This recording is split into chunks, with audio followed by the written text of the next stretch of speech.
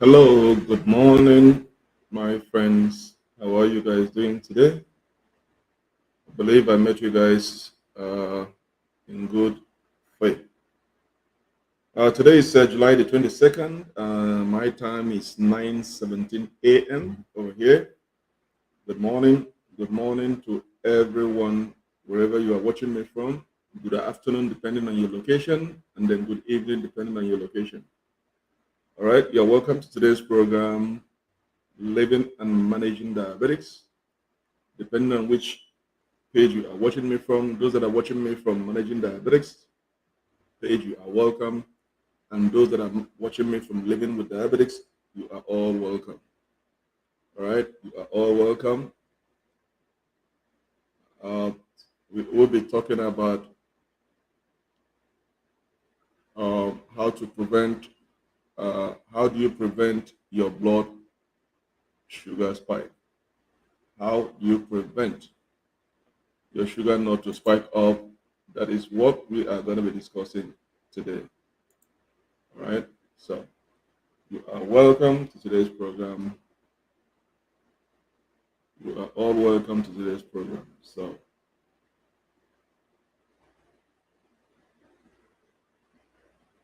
while I'm going to wait for everybody to come online, um, I'm open to few questions. If you guys have any questions, I have series of questions that I'm going to answer today. I'm going to go through some of the messages. There are about 5 or 6 important questions I'm going to answer today. So I will answer them during this program. I penciled them down, so I will answer them in today's program. You are welcome. You are welcome. You are welcome to live broadcast today. Okay, today is going to be interesting. Please indicate where you are watching me. Indicate where you are watching me from, please. Um,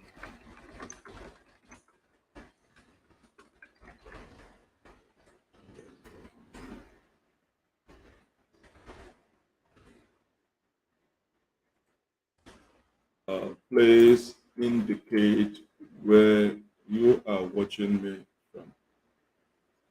All right. So you are all welcome to today's program. Very, very hot. We're in the summertime here. The environment is very, very hot. So we will be talking about. I will be discussing about. Um, please, if you have issues hearing me properly, if my audio is not clear, please let me know. If my audio is not clear, let me know. Okay, let me know. So today we will be discussing about how do you prevent your sugar not to spike up. How do you prevent your sugar not to spike up? That is what we'll be discussing today. While I'm waiting for audience to come online, if you guys have any question, please feel free feel free to uh,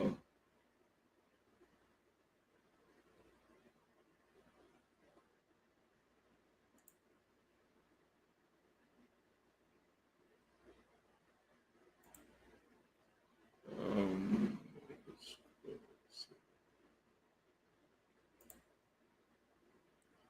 feel free to ask any question, please. If you have any question, I'm just waiting for the fans to come in before we start. So let's give them about 5-10 minutes before we all start. Let's give them about 10 minutes and then we'll start.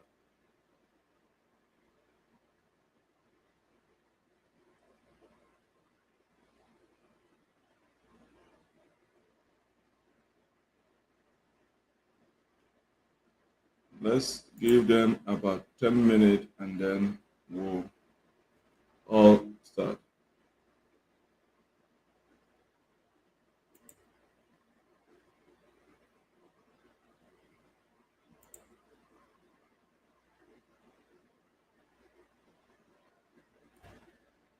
Let's give them some few minutes and then we'll all start.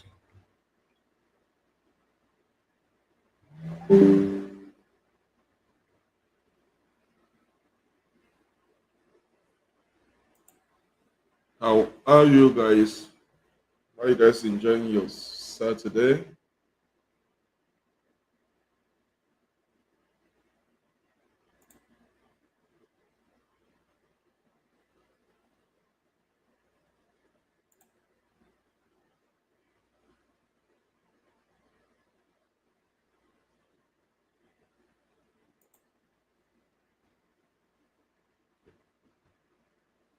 I'm waiting for people to come online before we start.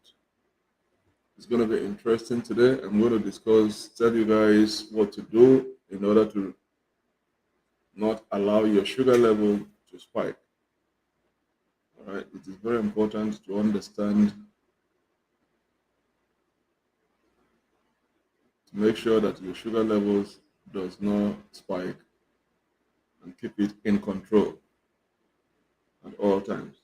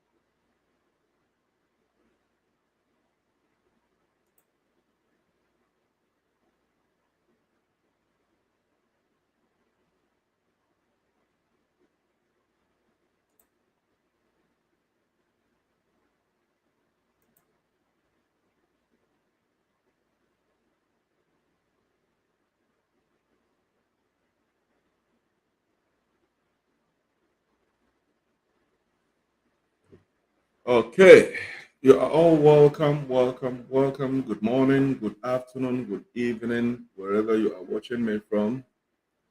Okay, today is July the 22nd of this year, 2023, and I hope that you guys are all doing well. All right, today's topic is how do we prevent sugar spike? How do we prevent sugar spike? What I mean is that if you're a diabetic or you're a caregiver and you have somebody that you are taking care of, you have to be cognizant of your sugar level.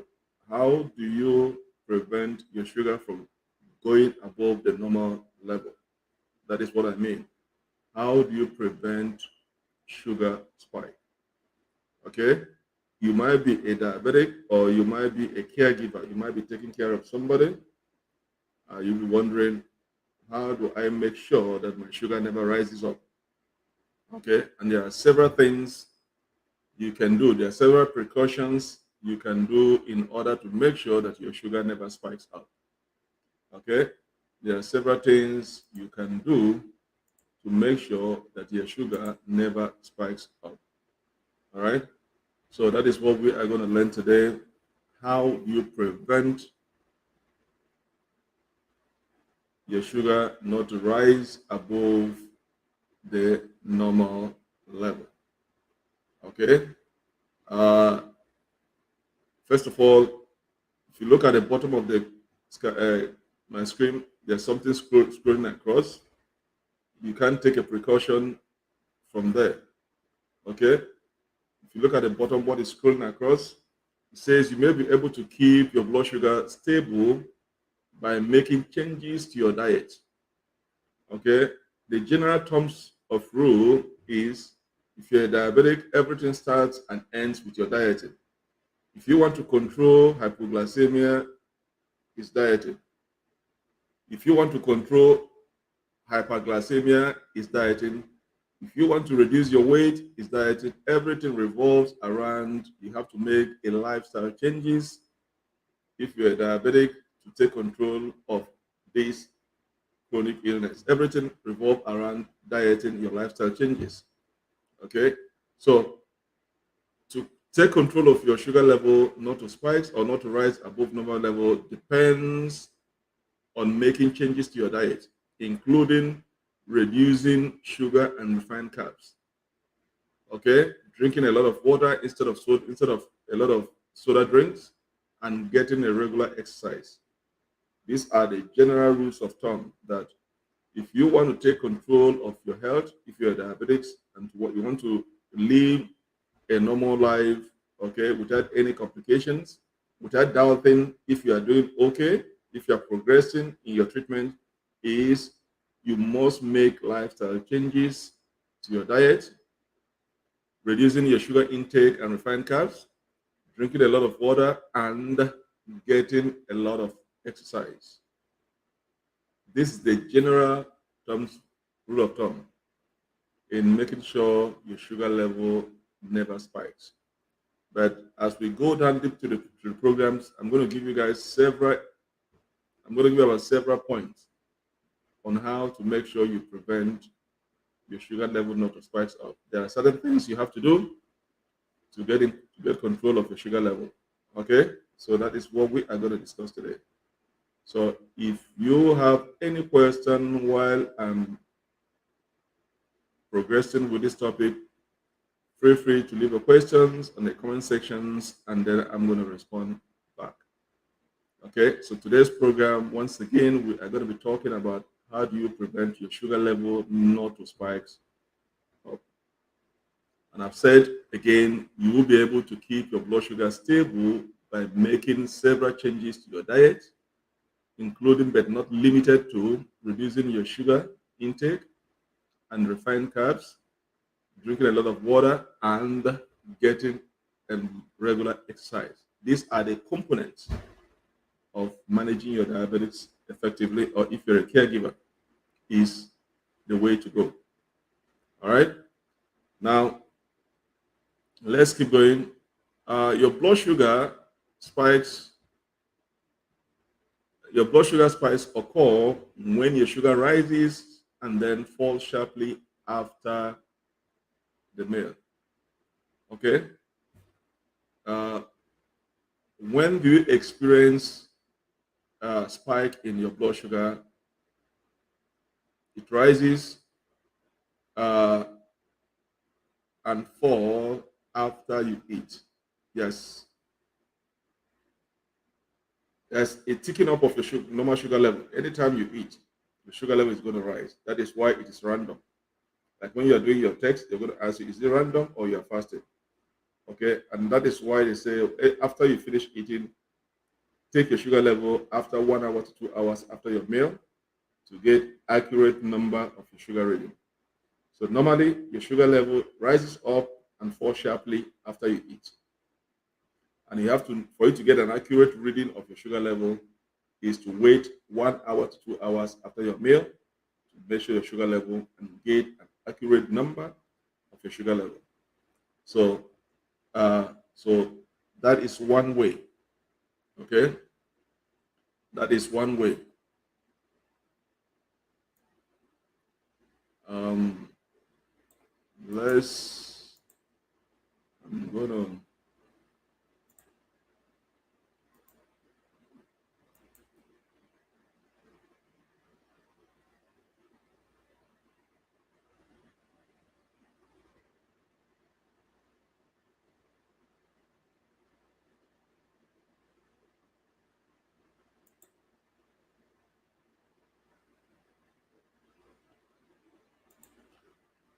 Okay, so your blood sugar spikes occur when your blood sugar rises and then falls sharply after you eat.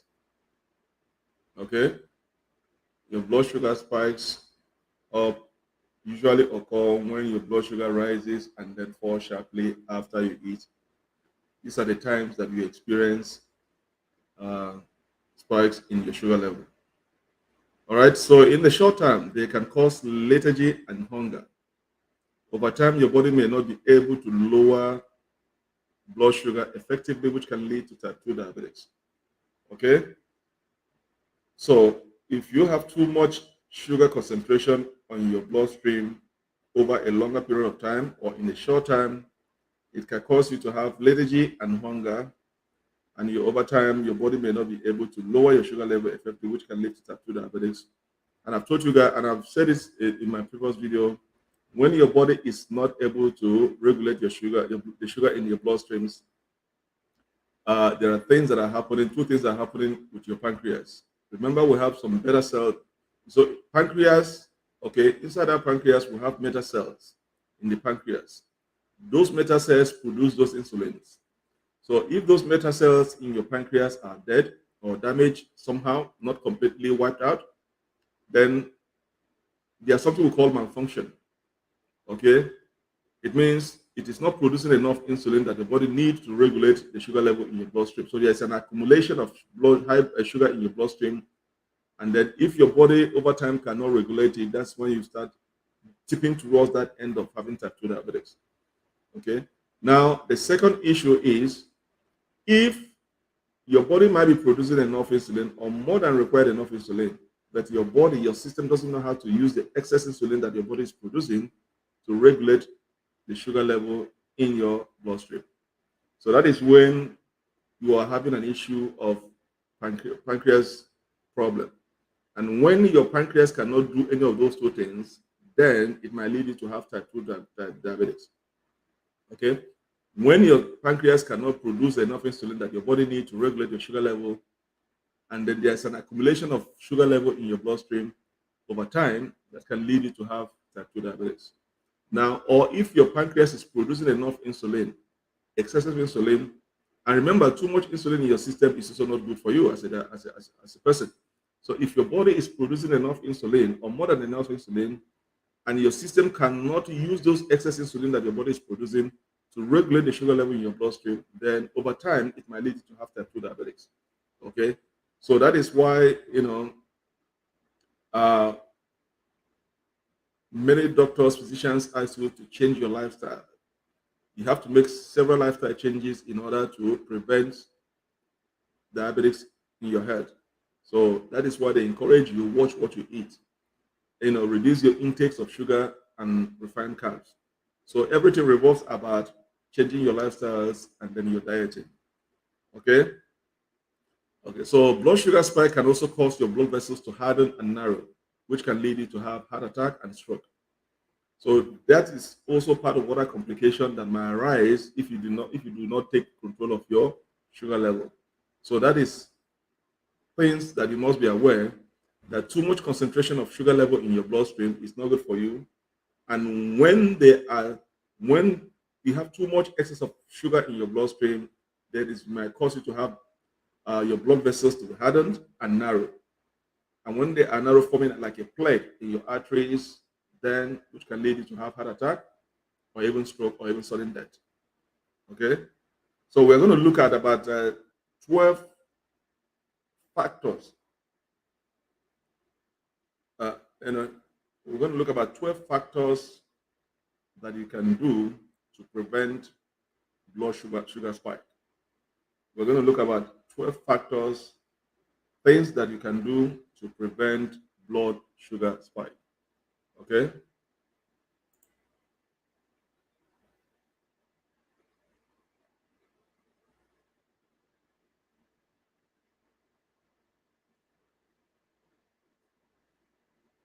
All right.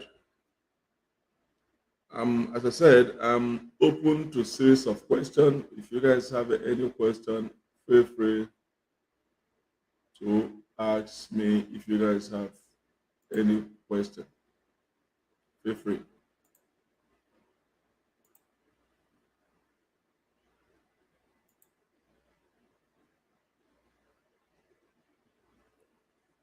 All right. So let's keep going.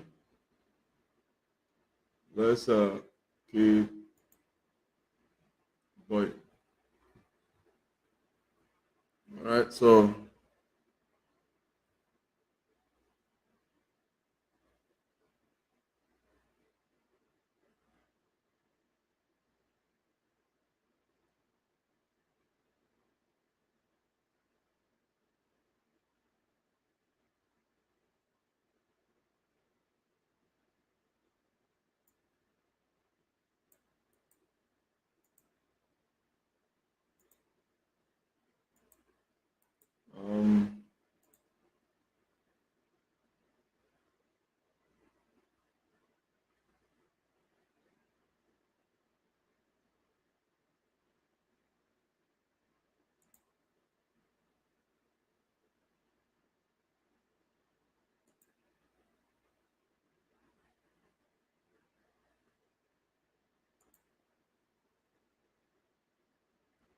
Okay, so I've updated it now.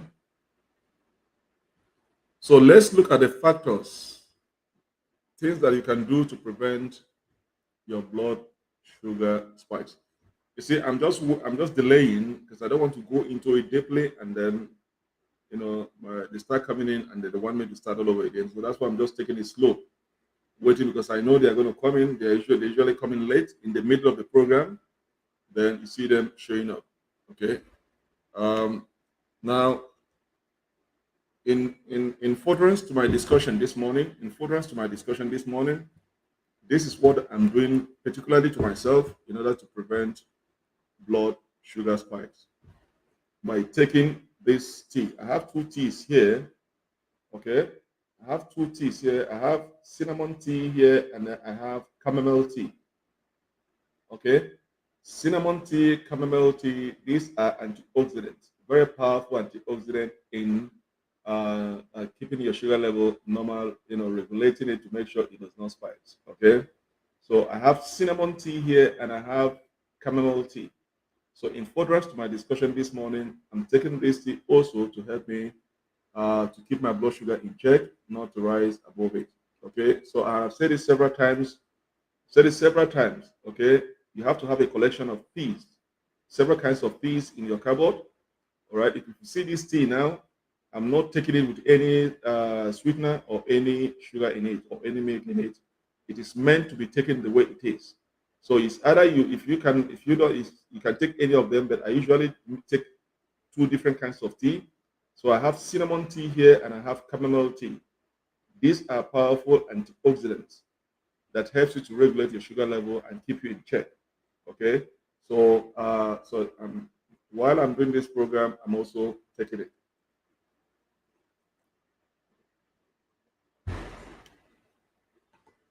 All right. So make sure you have your cinnamon tea, chamomile tea, all right, or turmeric tea, or garlic tea. These are things you're supposed to have in your collections that you can take, or your green tea, or your lemon tea, okay, or your lime tea. This or your cider apples, okay. This will help you to keep your blood sugar level in check all the time. So as I was saying, I'm just taking it slow. I don't want to rush the program, so I'm just taking it slow, uh, so that people will come online and then we can now move in at a higher speed. Because I know why they will show up towards the end of the program and then I know they want me to start all over again or to make a summary of my discussion. So that is why I'm taking it slow this morning. So as I said, blood sugar spike can also cause your blood vessels to harden and narrow, which can lead you to have heart attack and stroke. And these are other side complications that come if you fail to prevent your sugar spikes. It is not good to have too much sugar in your bloodstream. They cause a lot of damages to your organs, and they are fatal. It can be potent. It can cost you your life or loss of limbs. Okay, nerve damages. So too much sugar level in your bloodstream, it is not good, and that is why you are being advised at all times to make sure that you keep check of your sugar level at an intervals. Okay, so let's move on. So as I'm in the process of giving you guys the factors, we're going to discuss about the factors, things you can do to prevent uh, your sugar level from spiking. That is what we are going to discuss this morning. What are those factors that you can do to prevent sugar spike? All right. So, um, number one, okay. Number one, what you can do to prevent sugar spike. Number one is to, uh, I'm going to post it on the screen and then we are going to discuss about it. So I'm going to try to share the screen with you guys. Let's keep it going. So let me see what is here now.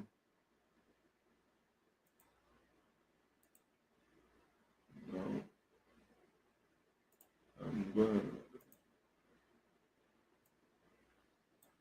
Let's see. Okay, let's share this.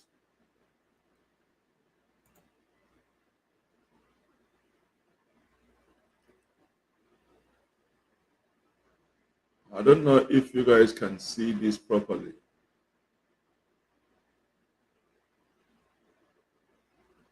I don't know if you guys can see it properly, what I just shared with you guys. Okay, I'm discussing the factors, things that you can do to prevent sugar spike. And number one factor is to go low on carbs. Remember, carbs are the short form of carbohydrates. Okay, so the number one factor things you can do to prevent your sugar level not to spike is to go low on carbs. What do I mean by go low on carbs? Carbohydrates, which are carbs, are what causes your blood sugar to rise. Okay. Um, Let me put it, create it.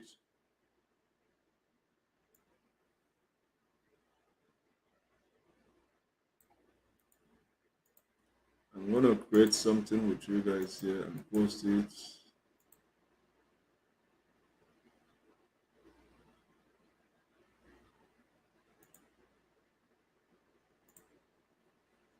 So when I say go low on carbs, carbohydrate are carbs that those are what causes your blood sugar to rise. How does it cause your blood sugar to rise? Okay. When you eat carbs, they are broken down into simple sugar. Those sugar are then enter your bloodstream. Okay. So number one factor to do things. I'm not discussing the factors, things you can do to prevent your sugar level not to spike up. And number one is to go low on carbs. I don't know if you guys can see what I'm sharing on my screen. And what do I mean by go low on carbs? Because carbohydrates are what causes your blood sugar to rise. Okay. When you eat carbs, they are broken down into simple sugar. Those sugar then enter your bloodstream. As your blood sugar level rises, your pancreas releases a hormone called insulin, which prompts your cells to absorb sugar from your bloodstreams. This causes your blood sugar level to drop. So when your pancreas releases that insulin, okay, to your cells, okay, now your cells goes into your bloodstream and absorb those sugar in your bloodstreams, and then as soon as they absorb them and store them into your liver and your cells and your muscles, it causes your blood sugar level to drop. Then what happens if your pancreas is not functioning properly to release that insulin that your body needs to absorb those excess sugar? What happens? That is when you start having an elevation of sugar level in your bloodstream that can lead you to have type 2 diabetes. Okay. So many studies that we've done have shown that consuming a low carb diet can help prevent blood sugar spike. So that is why you have to go low on carbs, especially as soon as you become diabetics. The next you are going to be hearing from several doctors, dietitians, and nutrition is to go low on carbs. You have to reduce your carb intake and then eat more of fiber. Okay. So low carb diet also have the added benefit of aiding weight loss, which can also reduce your blood sugar spike. So as soon as you're also reducing your weight, you are also reducing the potency of your blood sugar to spike, not to spike. Okay. So there are a lot of ways to reduce your carb intake, including counting carbs. I've discussed about counting carbs. You have to understand how many carbs make 1 gram. I mean, how many? What is the equivalent of 1 gram of carbohydrate into your diet? Okay, so you have to learn how to count your carbs. All right. So once you understand those things, that carbohydrate are what causes your blood sugar, and what happens next is, okay, and what happens next is, I'm gonna share this also with you guys here.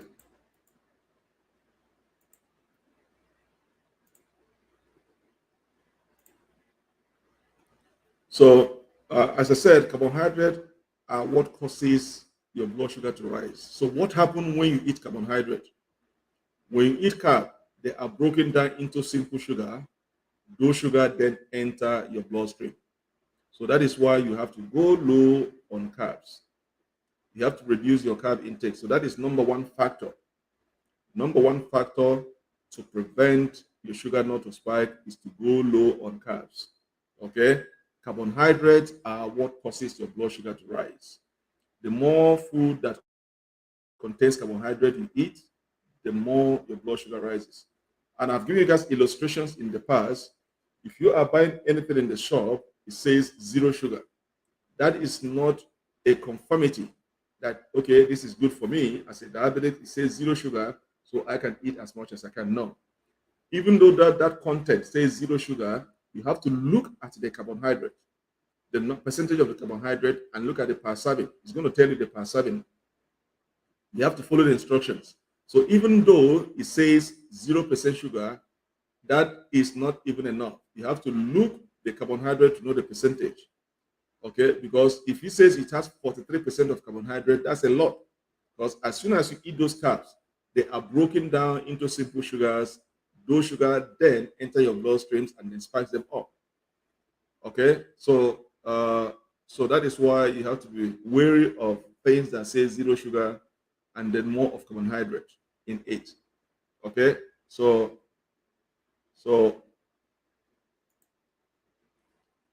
so number one factor is to go low on carbs. Number one factor is to go low on carbs.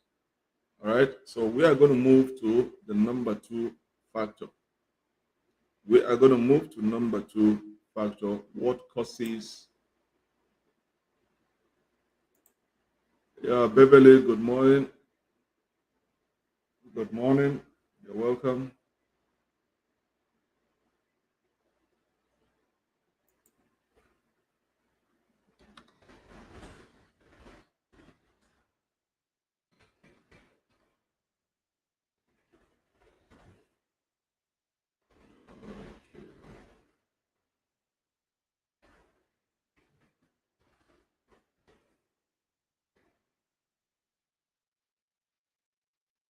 Okay, so let's go to number two.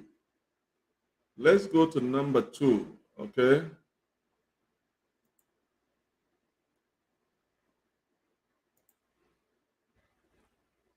Let's go to number two factor. So now, because I'm discussing the things that you can do to prevent your blood sugar not to spike.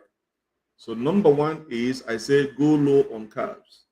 Okay, go low on carbs. All right. So if you go low on carbs, it's going to help you in some way to reduce your sugar not to spike because carbohydrates are what causes your blood sugar to rise. Okay, carbohydrates are what causes your blood sugar to rise. When you eat, they are broken down. When you eat, okay, when you eat carbs, they are broken down into simple sugar. Those sugar then enters the bloodstream. So that is why you see a lot of people, they say, oh, doctor, I've been on this medication for 2 years, a year, 6 months, 1 year, 2 years. Why is it that all the time, instead of things getting better, my sugar level, my diabetic condition is getting worse? Yes.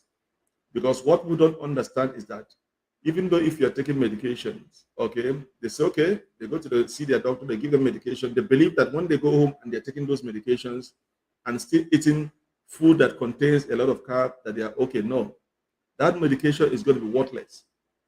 Okay, that medication is going to be worthless. You must reduce your carb intake.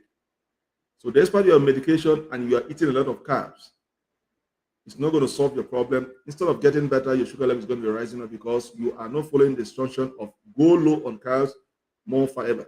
So, in order for you to have an effective, in order for you to have, uh, let me get out of this. Uh, just hold on, let me get out of this. So, in order for you to have an effective treatment of your diabetic situation, you must do a lot of lifestyle changes. In order for your medication to work properly, you must reduce your carb intake while taking your medication and regular exercising. So that is why for you to stop complaining that I'm taking my medication all the time, but still my sugar level is still rising up all the time. Yes, because your medication you are taking, you are consuming more carbs instead of reducing more carbs and eat more fiber. Rather, you are taking more carbs and taking your medication. So the medication you are taking is going to be worthless, ineffective because your carb intake it converts them into a simple sugar and they release them into your bloodstream and they keep spiking up your sugar level. And then you don't learn how to count your carbs. You got to learn how to count your carbs at all times. Okay. So number one factor is go low on carbs. You must learn to go low on carbs. All right. You must learn to go low on carbs. Now let's go to number two factor. What is the number two factor? Number two factor is eat fewer eat fewer refined carbs. Okay, let me post it on the screen here. Let me post it on the screen so that you guys know what I'm talking about. I believe you guys are following along. Um, let's see.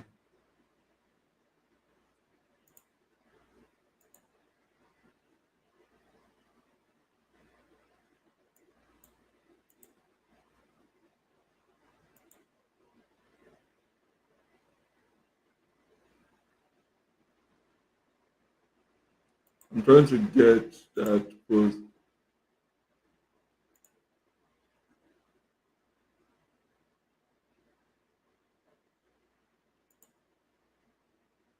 I'm trying to share it.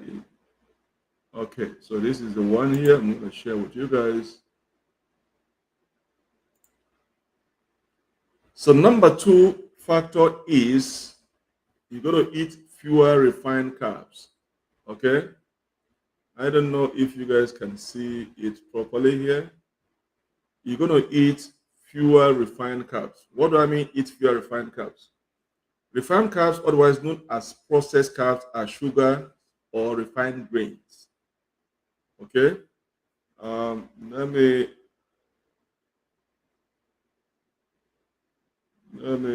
try to.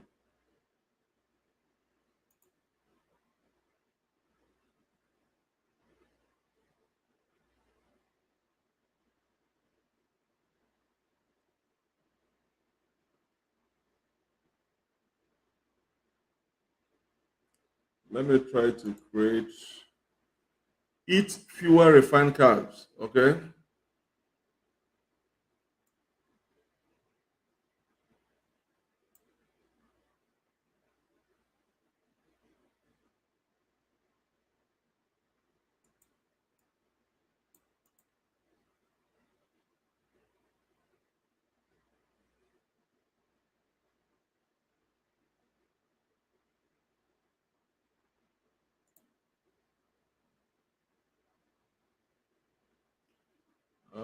Just hold on. I'm trying to adjust my screen.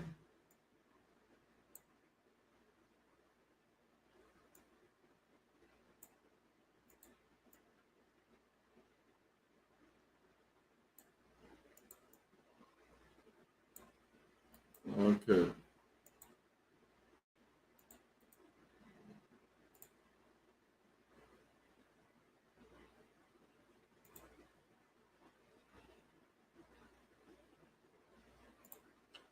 Okay. So number two factor is you're going to eat fewer refined carbs.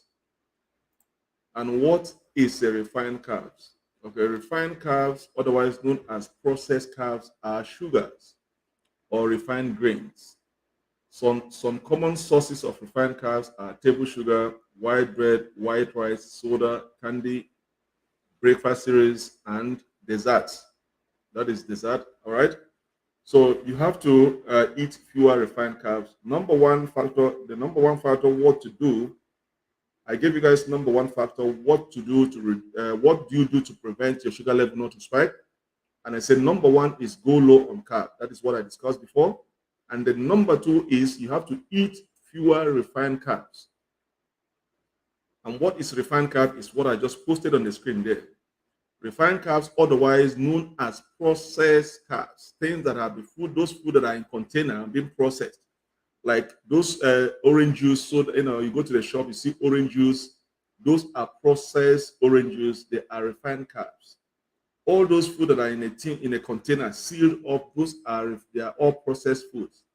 They have refined carbs in them, and that is why you have to reduce intake of processed foods. Okay, so refined carbs, otherwise known as processed carbs, are sugars. or refined grains.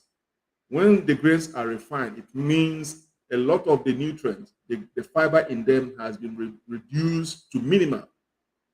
Okay.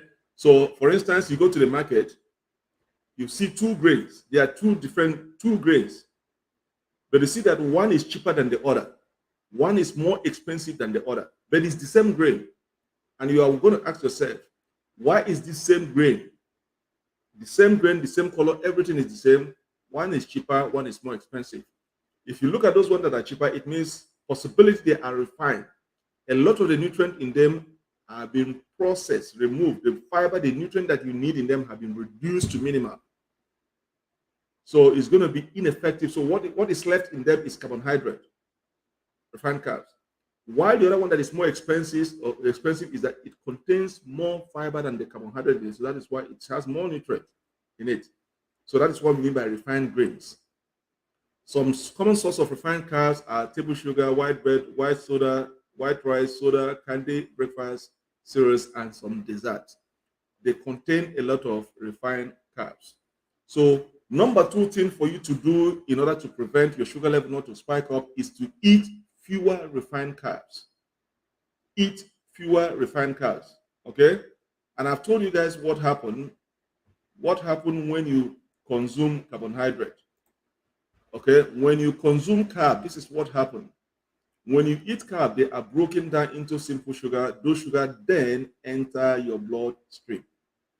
Okay, so that is why you have to reduce. That is why you have to reduce. Um, yeah, Judith, you are welcome. You are welcome, Judith. You are welcome. All right.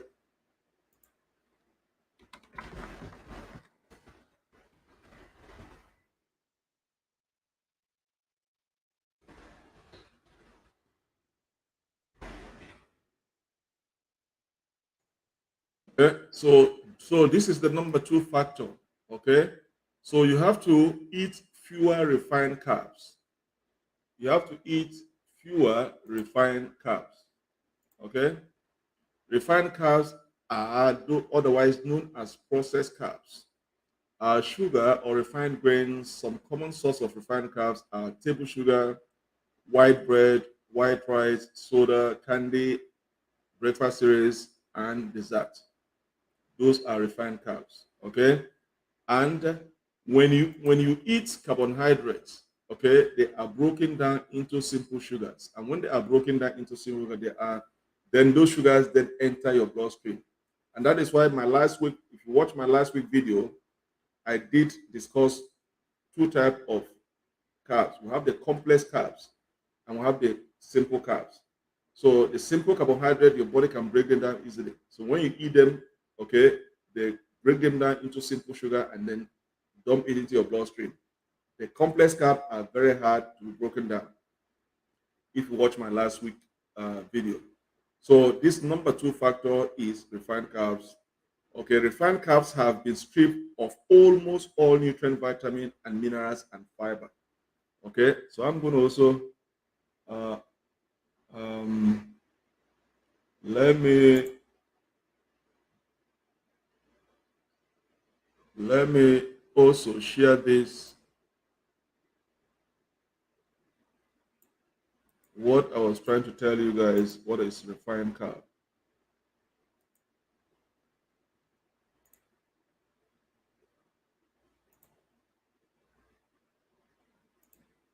Okay, so refined carbs have been stripped of almost all nutrients, vitamin, minerals, and fiber.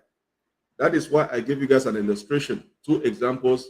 You go into a shop, you see one product, but one is the same product, everything is the same from the same company, but one is cheaper and the other one is expensive. And you are wondering, why is the same product from the same company, everything the same? Why is one is cheaper and one is more expensive? The one that is cheaper has a refined carb. It means it has been stripped of almost all nutrients, vitamin, minerals, and fiber. So, excuse me. So, so what is left on it What is left on it is just pure carbs.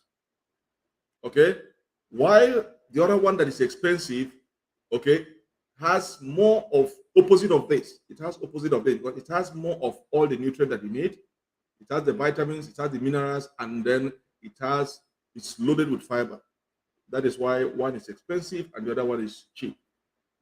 Okay, so that is why you have to eat fewer refined carbs. Refined carbs are said to have high GI index because they are very easily and quickly digested by the body. This leads to blood sugar spikes.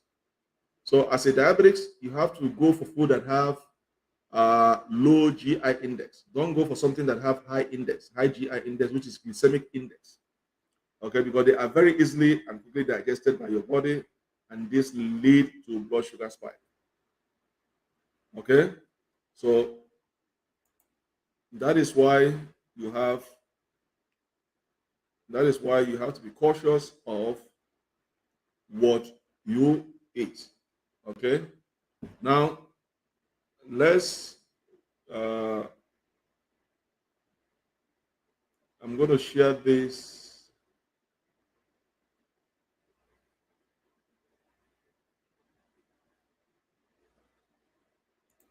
Okay, let me remove this and I'm going to create another one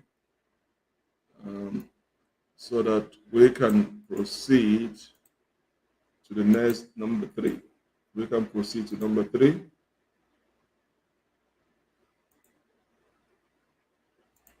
Okay, so now refined carbs are said to have a high glycemic index because they are very easily and quickly digested by the body, and this leads to blood sugar. This is also what I was saying last week about the complex carbohydrate and then the common simple carbohydrate. The simple carbohydrate has high GI index. Your body can easily break them down easily, digest it easily, and then dump the sugar in your bloodstream. That spikes it up very fast. Why the complex carbohydrate is very, very hard. Very, very hard for the body to break down. That is why they advise you to go for complex carbohydrate instead of the simple carbohydrate. And last week video, I gave you guys examples of simple and complex carbohydrate foods.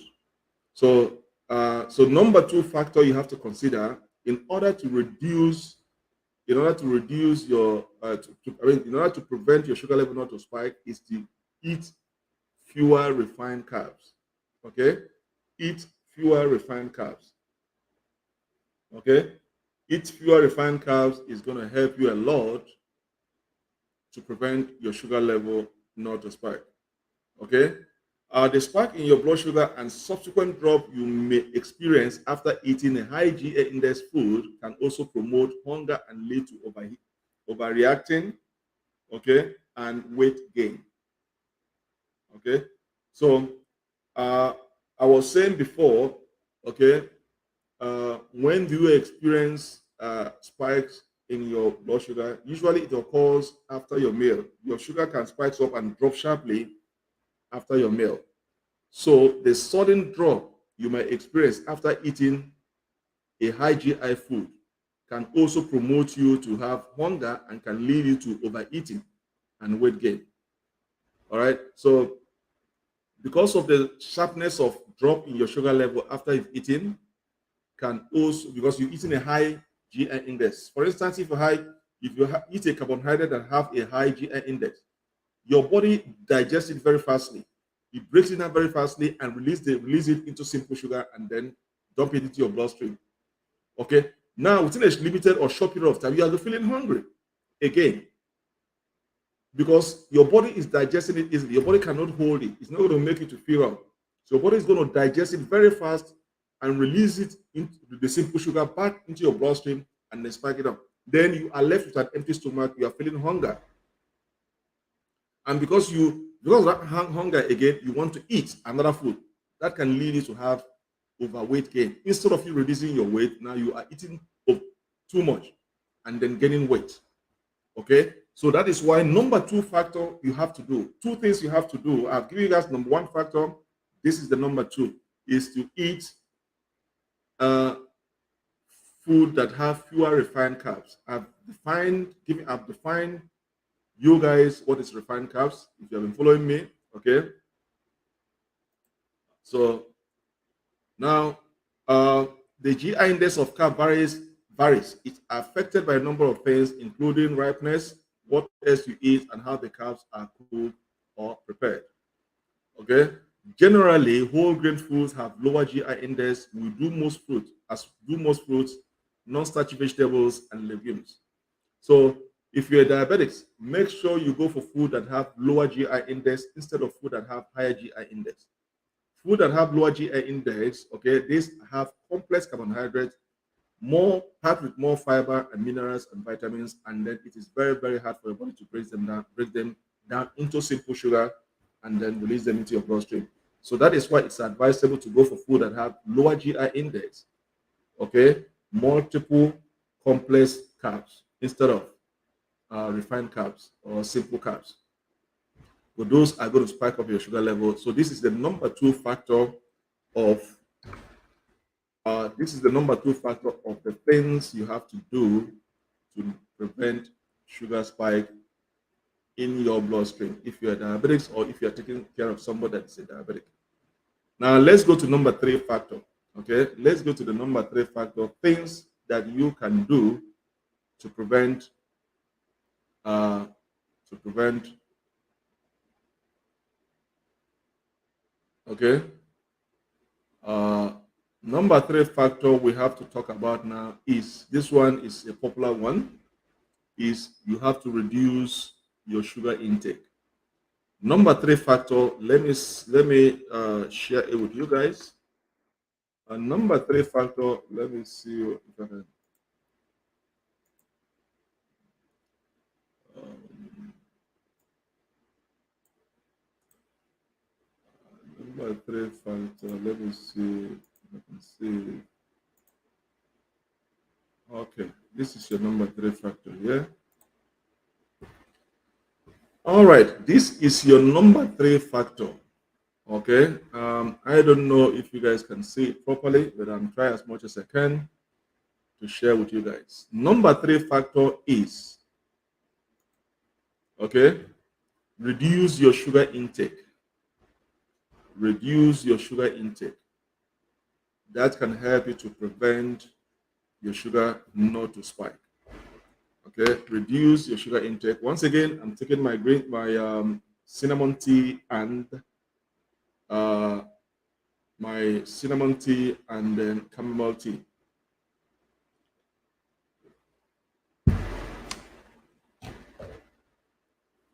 So let's discuss about number three. This one is very easy to understand. In order to prevent your sugar level not to spike, is to reduce your sugar intake. Once you're a caregiver, if you're taking care of somebody that is sick, that has diabetic in your family, or if you have an aging parent that is diabetic, this is one thing you have to stop, is to reduce the sugar intake. You have to discipline your parent. You know, when they age, when we have an aging parent, they behave like children. So you got to let them know that no, now you are diabetic, you have to stop taking food that items that contain sugar. I know it's going to be very hard at the beginning because they like at their age, our parents when we are kids they take care of us and train us to be an adult. So when they are getting older, the children take care of them. When they are getting older, they start behaving like children. So we have to pamper them, take care of them. Okay, so it's like a reversal. When we are kids, they take care of us, and when they are getting old, we take care of them. So they are used to things that contain sugar. Okay, but you that is a child to your parent or to your husband, okay, then you have to let them know that with their situation now being diabetics, you got to educate them that they have to stop consuming things that contain sugar. It is going to be very hard at the beginning, but with time, you're going to make sure that they have to reduce their sugar intake if they have to live long. Okay, so now according to the American observation, there's what do you call it? A trial that was done. It says the American society consume about 22 teaspoons, about 88 grams of added sugar per day. That translates to around 350 calories. Okay, that was an exercise that was conducted in America to find out at what percentage, what amount of sugar Americans consume per day. And it was very, very shocking when the trial ended. It was concluded that Americans consume averagely about 22 teaspoons, which is equivalent to about 88 grams of added sugar per day. That translates to around 350 calories. That is why you see a lot of obesity in America. Okay, so if you are going to consume about 350 calories a day, then in the space of 1 week, you will be oversized. Okay, so reducing your sugar intake is paramount. Very, very important to reduce your sugar intake. Okay, it is very, very important to reduce your sugar intake. Okay, now please, if you have not subscribed to my channel, please do so. All right, I keep re-emphasizing, if this is your first time watching me and you like what we are doing, please like, comment, share, and subscribe to my channel so that anytime we drop a new content, you'll be first to be notified. All right, so please do not forget to like, leave me a comment, share, and subscribe to my channel so that you'll be notified anytime we have a new content on the page. Here we answer all questions regarding diabetes and the complications, high blood pressure, cholesterol issues, any related issues about diabetes.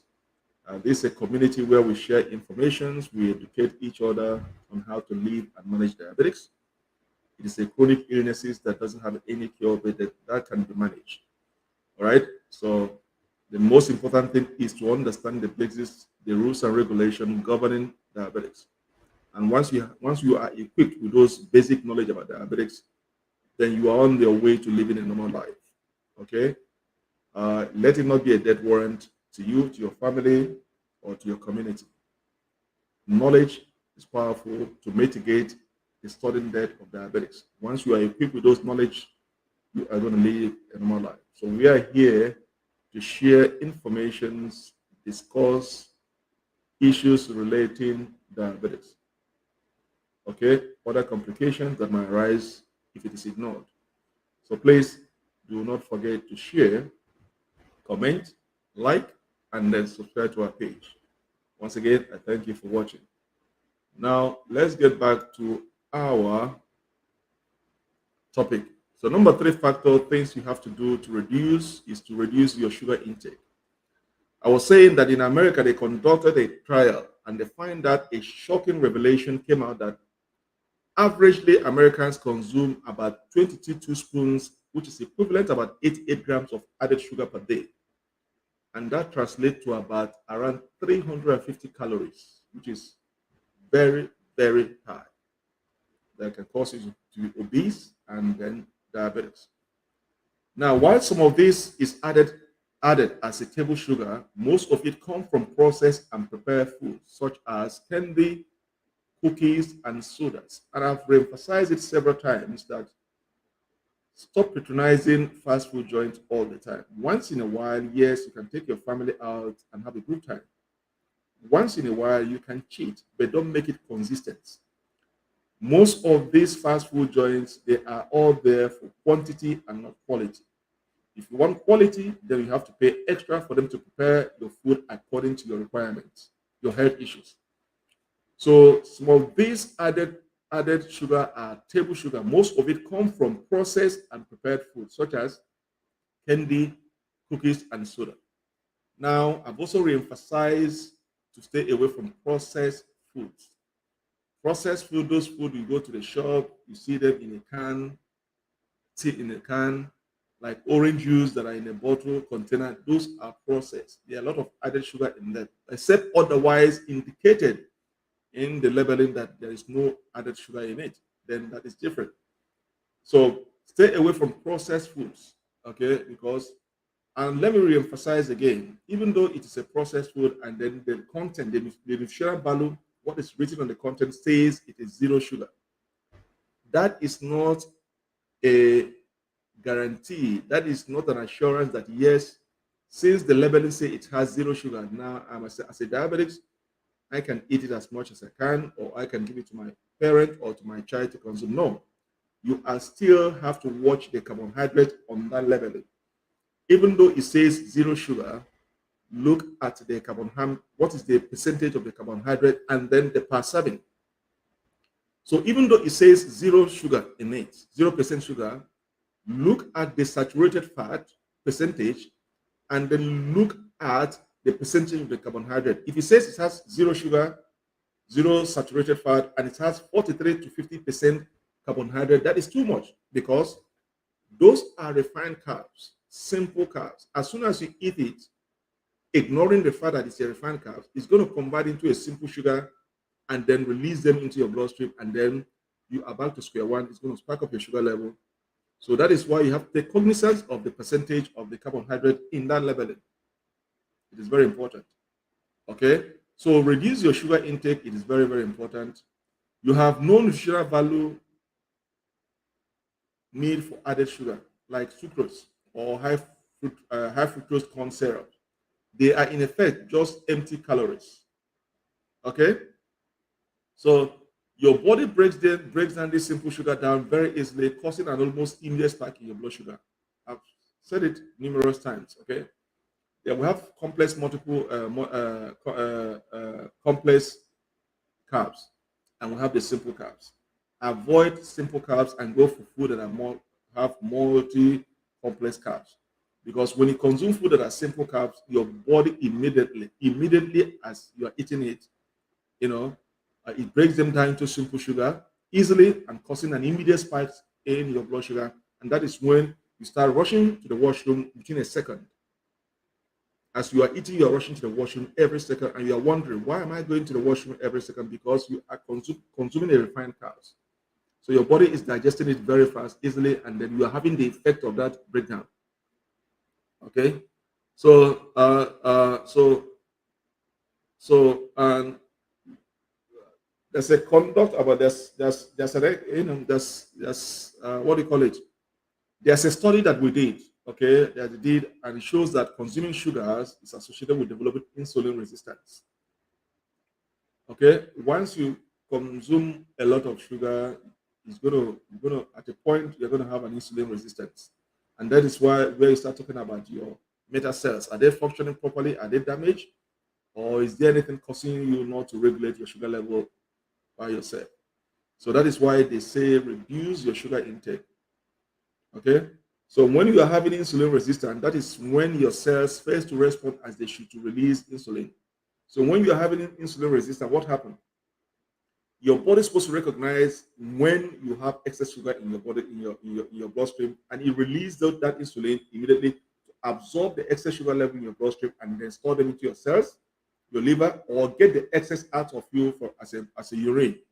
So failure for your body to recognize when to release the insulin to take control of the excess sugar in your bloodstream is as a result of your having insulin resistance because you are consuming too much sugar. Okay, so and when your body cannot control the sugar level itself, there's a tendency that due to the too much sugar level in your bloodstream, that might lead you to have type 2 diabetes. Okay, so it is advisable to have number three is to reduce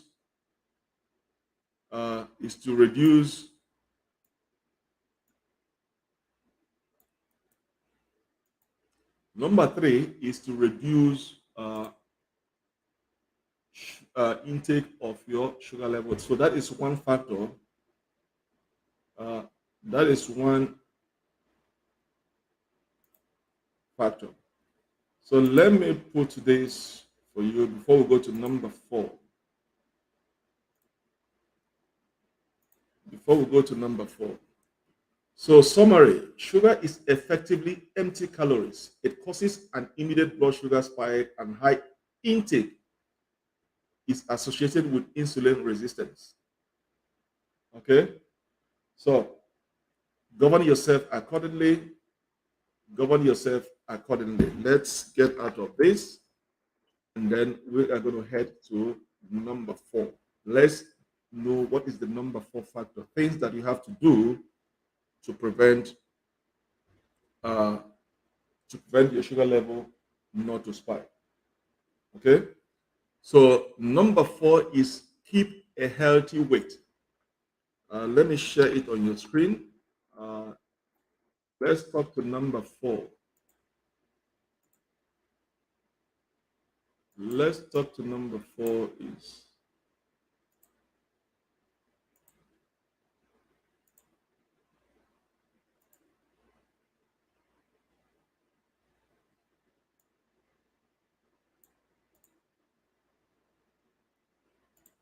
all right. Number four is what I'm going to share now. Number four says keep a healthy weight. Okay, this is number four. Things you can do to prevent sugar spike. Okay, things you can do to prevent sugar spike. All right. So number four is keep a healthy weight. I'm not getting any question. That means everybody is listening properly. Okay, so let's get this. Let me go.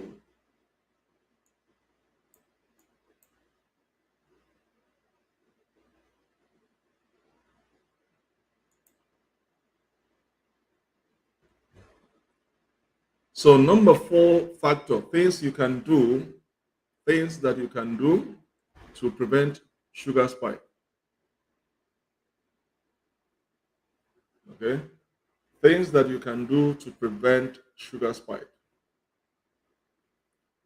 is to keep a healthy weight. At present, 2 out of 3 adults are considered to be overweight. Okay, and then being overweight or obese can make it more difficult for your body to use insulin and control blood sugar level. Okay, so what is number four?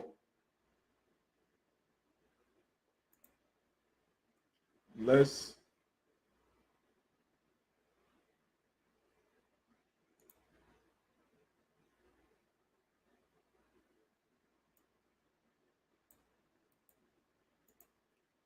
let me share this with you guys.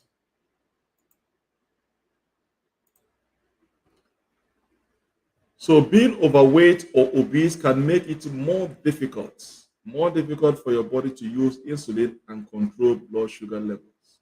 Okay, this can lead to blood sugar spikes and a corresponding high risk of developing type 2 diabetes.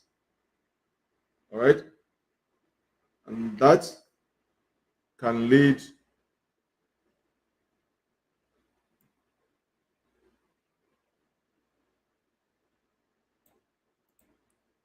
Let me see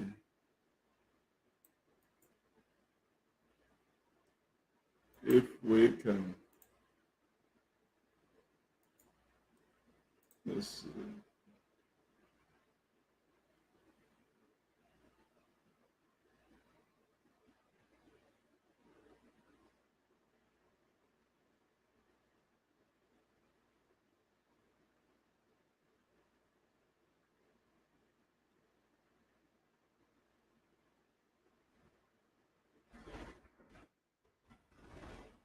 Uh, let me see.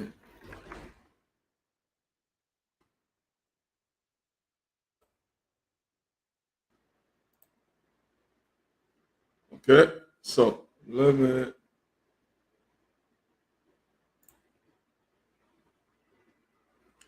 So being overweight or obese can make it more difficult for your body to use insulin and control blood sugar levels. This can lead to blood sugar spikes and corresponding high risk of diabetes. Okay, so number four factor, things you can do to prevent sugar spike is keep a healthy weight. Okay, if you keep a healthy weight, now that can help you to prevent your blood sugar spike. So the precise ways it works are still unclear, but there is a lot of evidence linking obesity to insulin resistance. and the developing of type 2 diabetes. Okay? Weight loss, on the other hand, has been shown to improve blood sugar control. All right. So in a short, in a simple term, is make sure you keep a healthy weight. If you're diabetic and you're obese, you have to go into a gym, engage in physical activities in order to shed your weight. Because having a healthy weight has been shown to improve your blood sugar control. Okay? So keeping a healthy weight is another way. Number four factors you have to take into consideration in to prevent a blood sugar spike. Okay, so that is number four factor. So I'm not going to waste more time on this. Let's go to number five because uh, I have up to let's let me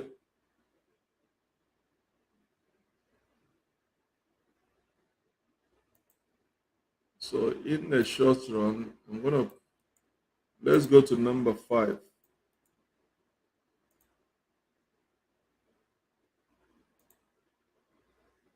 Okay, let's go to number five.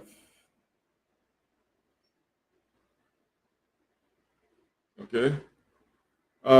Being overweight makes it difficult for your body to control blood sugar levels. Even losing a little weight can improve your blood sugar control. Okay, so it is advisable for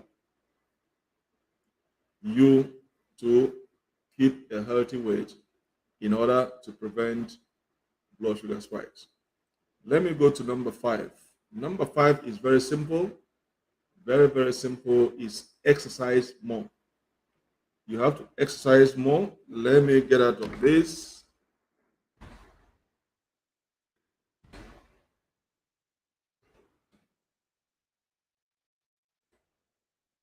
Okay. So let's go to number five. It says exercise more. Let me go and see if I can see it here. I want to share that with you guys.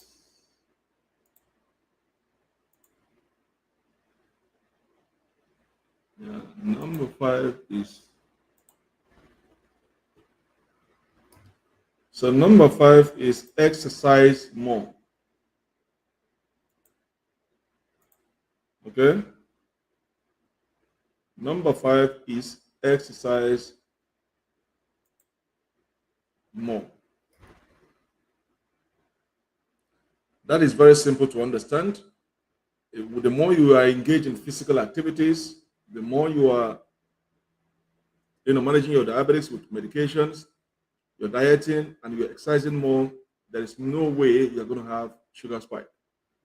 If you are consistent in your exercise, in your medication, in your diet, there is no way you can have a sugar spike. You are going to live a normal life. Okay, so exercise more is very, very important. Exercise does not mean when you go to the gym. No, there are several things you can do at home that is physical exercise, and it's going to have an advantage effect in the management of your diabetes. Okay, exercise helps to control blood sugar spikes by increasing the sensitivity of your cells to hormone insulin.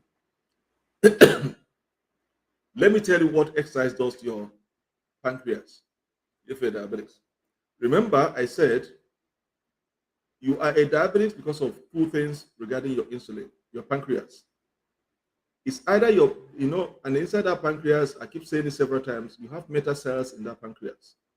When those meta cells are damaged, some will be completely damaged, they are dead, or some will be half damaged. Okay, they are not completely dead. So either way, the pancreas will still be functioning, but not at full capacity. It's producing insulin, but it's not producing enough insulin that your body needs to regulate the sugar level that is in your bloodstream. That is why you become diabetic. Because of your lifestyle changes, the way you eat, your habit, and other things, or you have it in your family.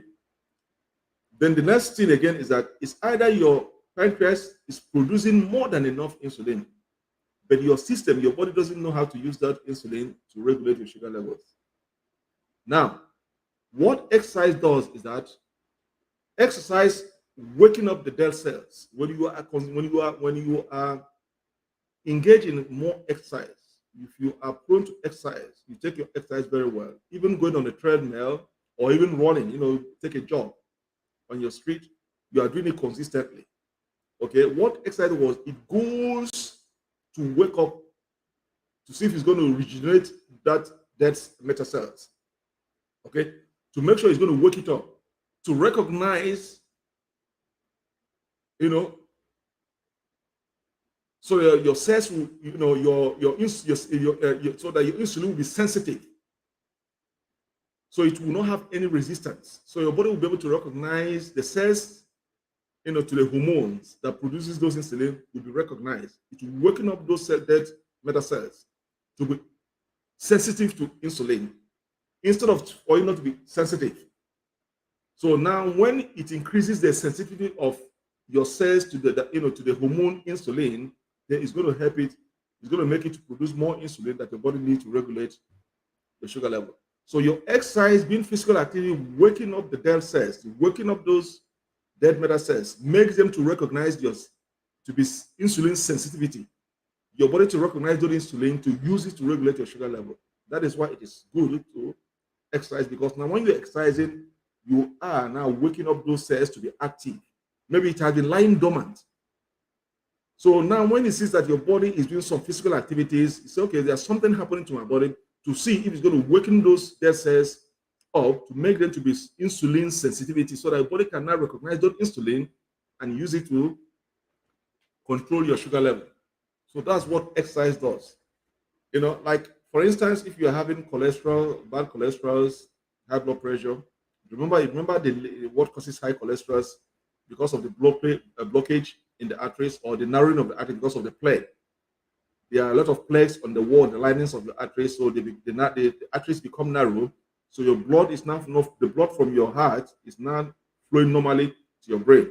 So now instead of your heart to work at the normal rate, your heart have to work at 10 times the normal rate in order to force the blood through those narrow arteries to get blood and oxygen to your brain. Because the arteries has been narrowed. There are too many clogging of the arteries. There are too many plaques, the lipids, they're in there. So, but if you are exercising, exercise is going to help to unblock those arteries. There'll be no lining of plaques in those lining of the arteries. So exercise is going to help to open up those arteries so that your heart now will now work at normal rate, so that blood is going to flow normally to your brain with the oxygen. So a lot of things, exercise does a lot of things to your body to make you look healthy, physically fit, prone, also prevent you from certain virus and infections. So there are a lot of things that exercise does to your health in general. So that is why they say exercise more. It's very, very important you exercise more. Okay. So exercise, let me put this on the screen here, so that you can understand what I mean by exercising.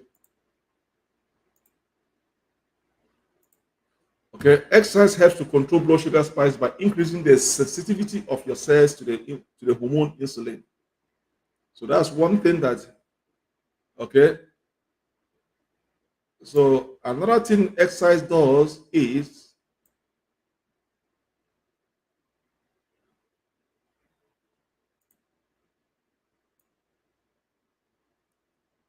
okay, let's create this.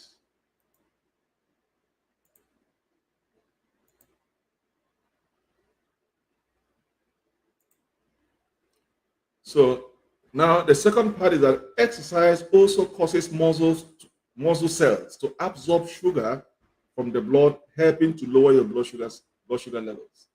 So when you are exercising, anytime you are engaging in physical activities, once your body goes into that mood of physical activities, it goes into your bloodstream and absorbs all the sugar that is in your bloodstream and then store them into your liver, into your muscle cells, and then release them back when you need it, when you need extra energy to do it. When you are weak, you need extra energy.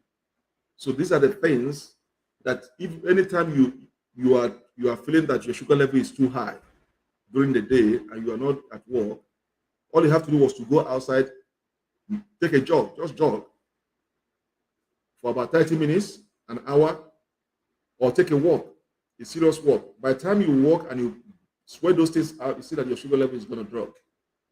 Because once your body goes into that mode of physical activities, it absorbs all those, it goes into your bloodstream and absorbs all the excess sugar there and then store them. So exercise is very important. Exercise is very important. So both high intensity and moderate intensity exercise have been found to reduce blood sugar level. Whether you are doing intensive exercises or low intensive exercises, all have been shown to reduce blood sugar spikes. So exercise is very important. Okay, it's very important. So make sure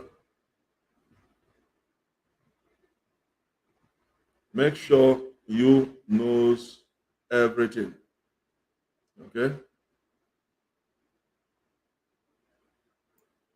Another reason you have to exercise more. Let me put that one in here. I'm gonna give you guys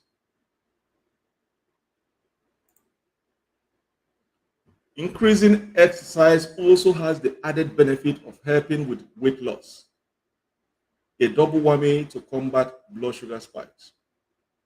Okay, so these are some of the facts, some of the gain of exercise more. If you exercise more, you are it's going to help you to prevent blood sugar spike. Okay, so let's go to the next number 6. Okay, let's go to number 6. So my final summary to exercise is that exercise increases insulin sensitivity and stimulates cells to remove sugar from the blood. So these are some of the reasons why you have to engage in physical activities. It is very, very important you engage in physical activities. Okay? It's very, very important you engage in physical activities. There are benefits of you exercising more. There is a lot of benefit. Never you stop exercising because you're gonna get a lot. Now I'm gonna deviate a little bit. Please, I'm gonna one more thing. Let me also remind everybody, those who have not subscribed to my channel, to do so now or later. If you find what we are doing here is interesting to you, okay, you have to like, comment, share, and subscribe to my channel so that either you're watching me from Living with Diabetics page or you're watching me from Managing Diabetics TV. Do kindly subscribe to the page. Okay, you are going to learn a lot from the teachings that we are doing on this page. Okay, so they say knowledge is power. So if you are struggling with diabetics management, or you have an elderly parent, or you're a caregiver and don't find it very difficult to handle the chronic illnesses, then we are here to help. We'll answer questions. Okay, we'll give guidance on how to manage your diabetic situations. All right, so do not forget to share, comment, like our page, and then subscribe so that anytime we drop a new content, you'll be notified. All right, so once again, I thank you guys. Now I'm going to go to the next point I want to share with you guys. All right, I'm going to deviate a little bit, and today I'm going to show you guys here on what to do, because up till now some have figured it out how to send star, because I get questions that they couldn't find how to send stars. They couldn't find the icon or the button on my page. And then, as you know, some have been able to find out what to do, where to click on the page. But they say they can't. They ask me how do we buy stars? I've been to your page. I didn't see what to do. I didn't see where to buy stars. Okay, so now I'm going to show you guys if If you want to buy Star to support our page as a show of appreciation, I'm going to show you guys on this video, you know, on where to find that star button to click, and it's going to direct you to the page where to buy Star on Facebook. Few have figured it out, but I keep getting the question like this week. Okay, this just week I got a lot of questions. I've been to my page, they couldn't find it. You are not going to find Star. You are not going to see Star STAR on my page. Okay, you are going to see an icon of Star. Okay, you know how Star is being drawn. You're going to see an icon on each of my video. It is not on the page. It is under the video, next to the comment section where you say comment, like, and share. It's in the same line. You're going to see give. You say give, or sometimes it's going to show thanks. You click on that give.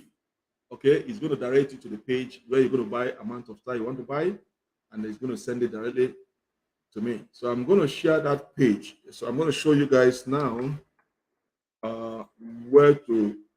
Let me show you guys, and then we can continue. All right.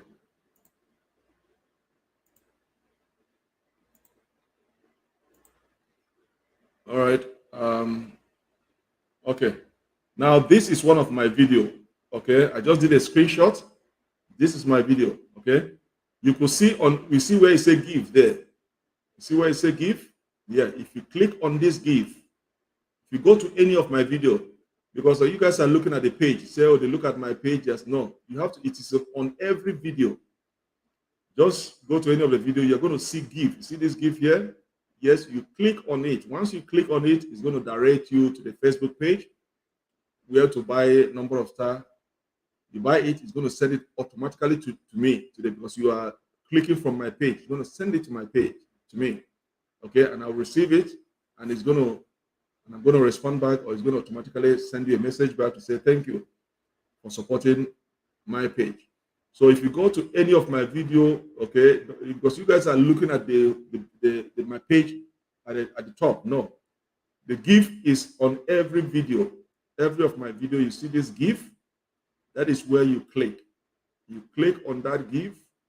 It's going to direct you to Facebook page where to buy any amount of Star you want to buy, and then send. So this is the button, give. You click on that give, then okay. You click on that give.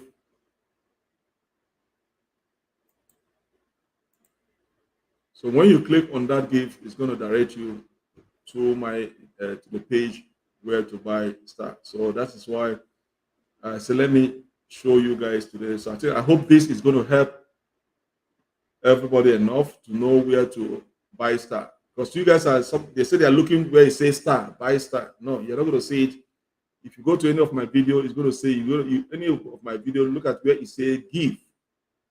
You click on that give, then it's going to direct you to the page where to buy Star, and it's going to send it to my page. So that is what those that are asking questions, they can't find the button where to buy a Star. Okay, so if you guys like what we are doing and you want to show an appreciation, because I've gotten that questions, how do we support you? How do we say thank you? So the only way, is to buy Star from Facebook and then send. So go to any of my video on my page. Look underneath it here, you see where it says give. It is in the same line with like, comment, give, and share in any video.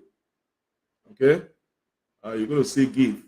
If you are looking at my real video, if you go on a real video, you're not going to see give. You're going to see a star icon. On a real video, you're going to see a star button, a star icon.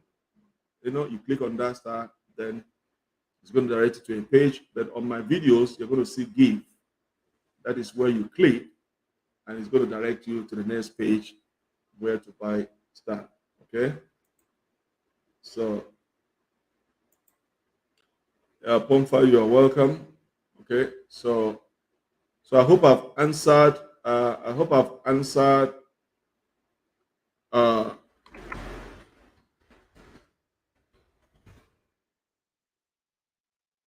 I hope I've answered that question.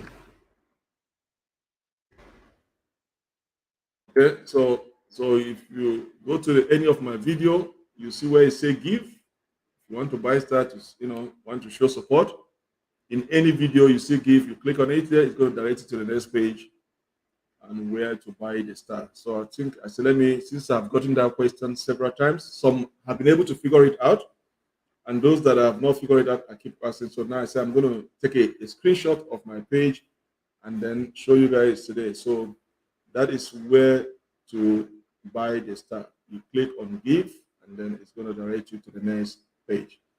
Now let's go back to what we are discussing before. We are on number 5. Okay, we're discussing things to do. Things to do. Let me get out of this screen. How do you prevent your blood sugar spike? That is what we are discussing today. Things you're going to do in order to prevent your blood sugar spike. Okay, and then we are at number 5. I just finished discussing number 5 factors, the things you're supposed to do to prevent your sugar level not to spike. And I said number 5 is to exercise more. Okay, and I'll give you guys the reason why you should exercise. Okay, exercise helps to control blood sugar spikes by increasing the sensitivity of your cells to the hormone insulin. Okay, that is why you should exercise. Exercise is going to help to waken up the dormant meta cells that are, maybe it is not completely dead, but it remains dormant. It is not functioning in a full capacity. It is still releasing some insulin to you, but it is not enough to regulate your sugar level. So if you are engaged in physical exercise, it's going to help to increase the sensitivity of your cells to the insulin. Because when you're having insulin resistance, your cells are not recognizing the insulin. But exercise is going to help you to increase the sensitivity of your cells to the insulin that your body releases. Okay? And exercise also causes your muscles to absorb sugar from the blood, helping to lower blood sugar levels. So anytime you engage in physical activities, it goes and mop up all the blood that is in your bloodstream. It absorbs them and then store them into your liver, into your muscles. And once it does that, it reduces your blood sugar levels to normal. Okay, and then release it back into your bloodstream when you need it. So that is the importance of exercising. That helps you to prevent your blood sugar level not to spike. Okay, and then I also discussed about increasing exercise also has the added benefit of helping with weight loss. Because as a diabetic, you have to reduce your weight. So increasing exercise also has the added benefit of helping with weight loss, a double whammy to combat blood sugar spikes. Okay, and then in summary, I said exercise increases insulin sensitivity and stimulates cells to remove sugar from your blood. Okay, so this is in summary. So let's go to number 6, because I think I have up to 12, so I'm still far behind. Let's go to number 6. Number 6 says eat more fiber. Okay, what are the things you have to do to prevent your blood sugar not to spike? And I'm at number 6. It says eat more fiber. Let's go. Let me share the screen with you guys. Let me see. I have to finish this. Okay. I have to finish this today. So number 6 says eat more fiber. Okay. Number 6 says eat more fiber.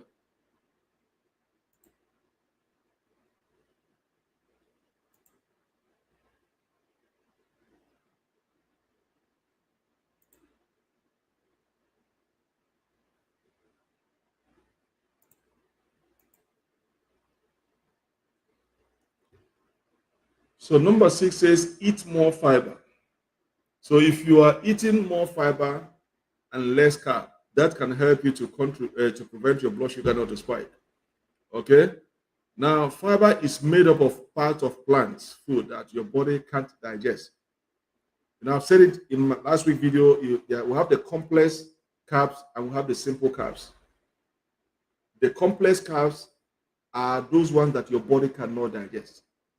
That is why they say eat more fiber food, because fiber food are very hard for your body to digest it. Okay.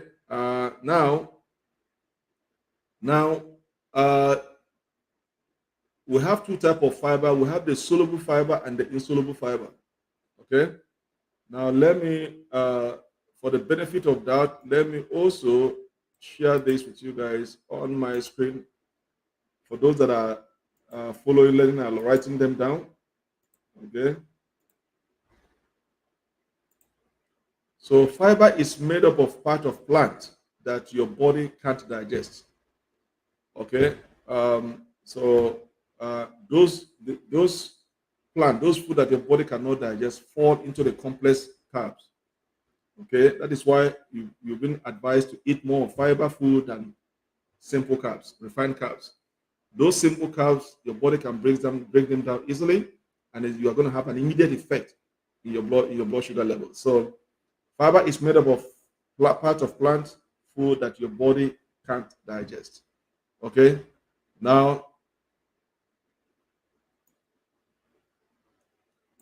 let's also make this. Okay. Let me go on this one and says it is divided into two. We have the soluble fiber and then insoluble fiber. Soluble fiber in particular can help control your blood sugar level. Okay. So now, now you know that instead of going for insoluble fiber, go for soluble fibers. Those are going to help you to control your blood sugar level. So the number six factor, things that you have to do to prevent your sugar level not to spike, is to eat more fiber. Okay, it dissolves in water to form a gel-like substance that helps slow the absorption of carbs in the gut. This result is in a steady rise and fall in blood sugar level rather than a spike. Complex carbs, fiber, your body cannot digest them easily. There is a delay in digestion. It takes your body several time, hours, to digest a complex carb or soluble fibers. And because of the delay in the digestions, it does not spike up your sugar level. Okay. So instead of going for insoluble fiber or simple carbs, refined carbs, go for soluble fibers. They are very hard uh, to digest and spikes up your sugar level. Okay. Now, one thing again is that when you eat a lot of fiber and low, and instead of carbs, it makes you to feel all the time. Like for instance, if you take an orange, cut an orange and take, it's going to keep you up at least minimum an hour or more, because orange is a citrus fruit, it's packed with a lot of fiber. Okay, it's going to keep you filled up, reducing you the appetite of food intake. The more you eat, because remember, the more you eat, the more carb you are taking. And what happened to those simple carbs that they're taking? It combines them into simple sugar and they release them back into your bloodstreams. Okay, so that is why you have to go for complex carbs, which is fiber foods. Now, what are good source of soluble fibers? Okay, what are good source of soluble fibers? Let's see what.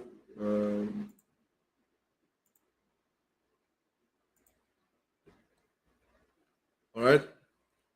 Good source of soluble fiber include oatmeal nuts, legumes, some fruits such as apples, oranges, and blueberries, many vegetables.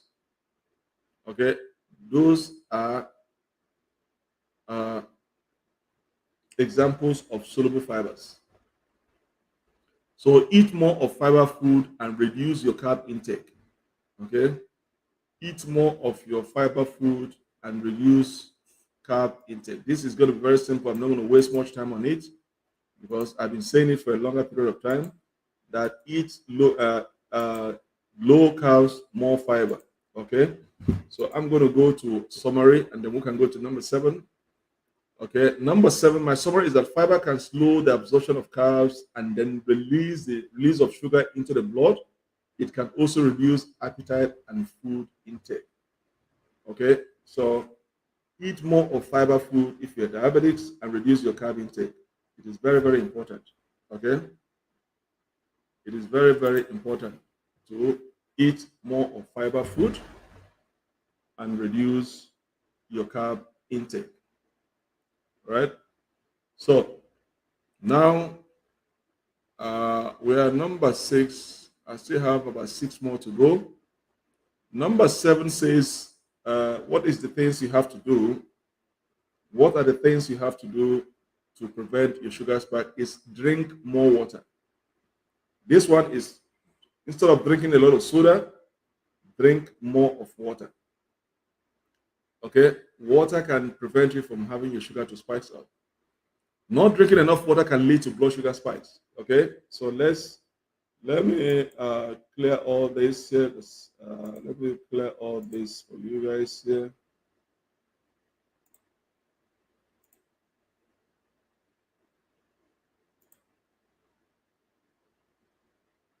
Now,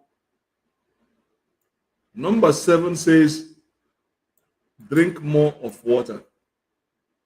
Um, Let me share it here with you guys.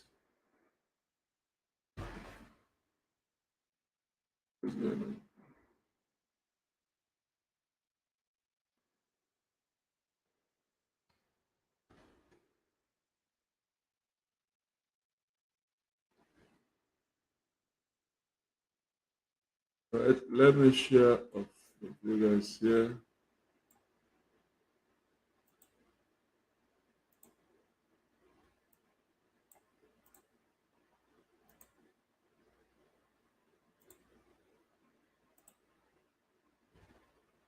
So number 7 says drink more of water.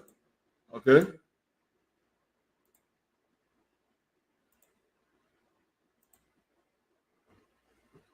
Okay. So not drinking enough water can lead to blood sugar spikes. So instead of drinking soda, things that have sugar in them, drink more of water. And I've told you guys your craving. See those things that make you like too much sugar. Your craving organ is here. If you can control your craving organ that is in front of you here by drinking a lot of water, is better. That's a better off way of preventing your sugar not to spike. So if you are not having enough water, if you are not drinking enough water, that can lead your blood sugar to spike. Okay, because when you are dehydrated, your body produces a hormone called vasopressin. Okay, there's something we call vasopressin. When you are dehydrated, your body produces a hormone called vasopressin. This encourages your kidney to retain fluid and stop the body from flushing out excess sugar in your urine. So when your body is producing vasopressin, what does it do to your kidney? Instead of your kidney is going to retain fluid, and when it retains fluid, it stops your body from flushing out the excess sugar in your urine. So sometimes when you are exercising or when your body releases insulin, it absorbs them, or some of the excess sugar you release, some of the excess sugar is being released out of your system through urine. So when you are not drinking enough water, it's going to cause you to blood sugar to spike. So what happens is that your kidney will stop, okay, function properly. When I say stop function properly, it's going to retain fluid. Because remember, everything you eat have to pass through your kidney for filtration. It's going to filter the good things that your body need and keep them, and the bad things, it's going to filter them out from your kidney to your UTI until you pass it out through urine.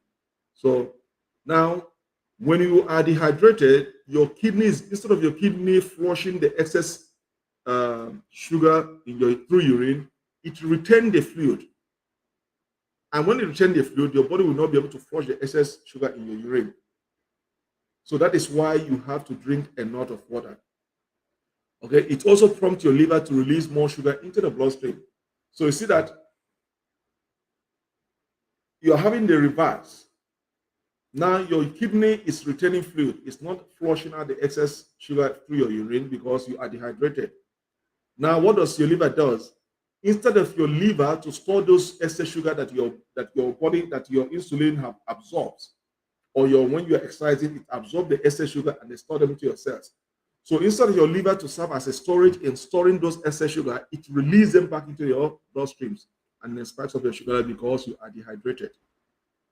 Okay, so you got to be very careful to drink a lot of water. Not drinking enough water can lead to blood sugar spikes. Okay, so you got to be very careful. You got to be very careful to make sure you are not dehydrated. So when you are dehydrated, okay, it also prompts your liver to release more sugar.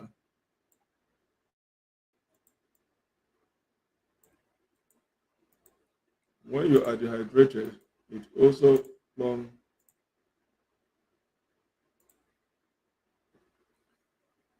prompts your liver to release more sugar into your bloodstream because you are not drinking enough water. That is why you have to drink enough water.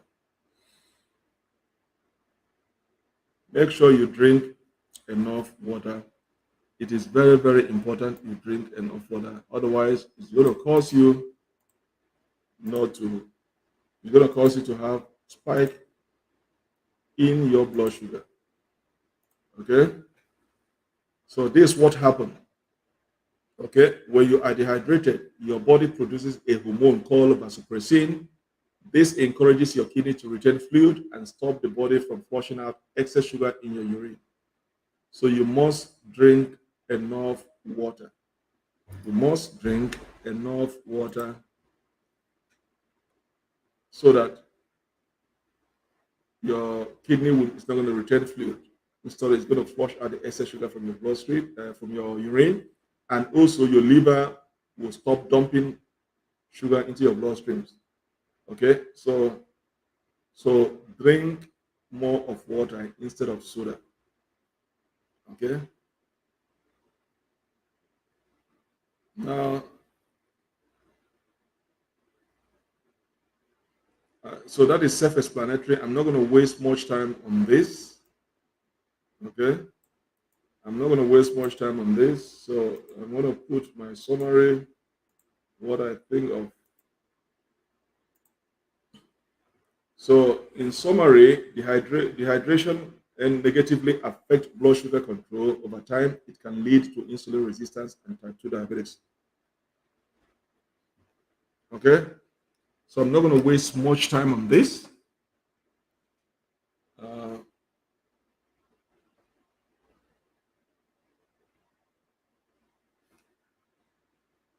so in order to prevent your sugar level not to spike, drink more of water.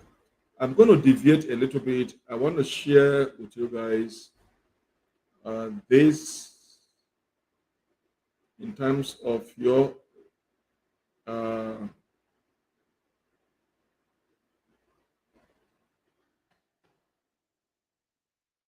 let's talk about this.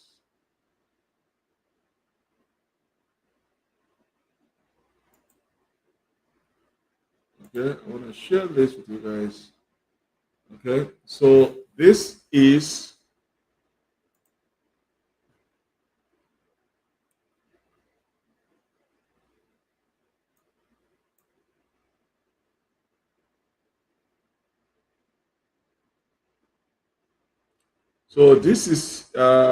I just came across this. This is your easiest diet to follow. If you can see that improperly, and those are your shopping lists. Okay, those are your shopping lists. So I just decided to share this with you guys so that you guys know I have this.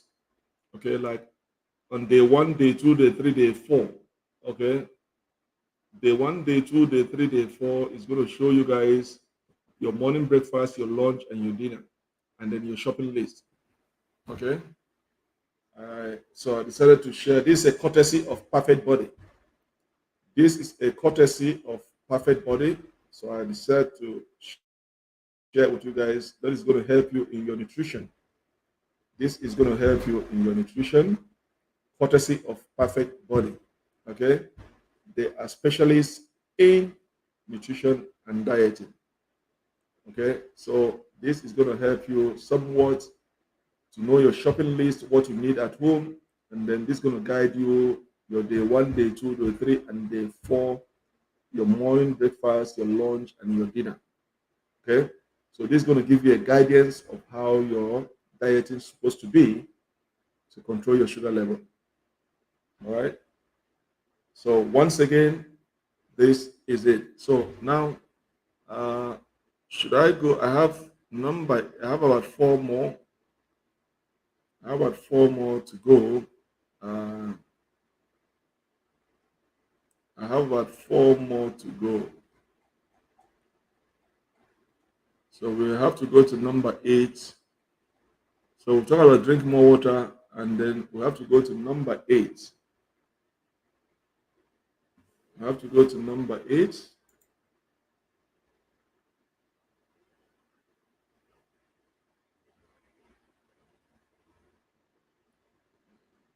So I have to go to number 8.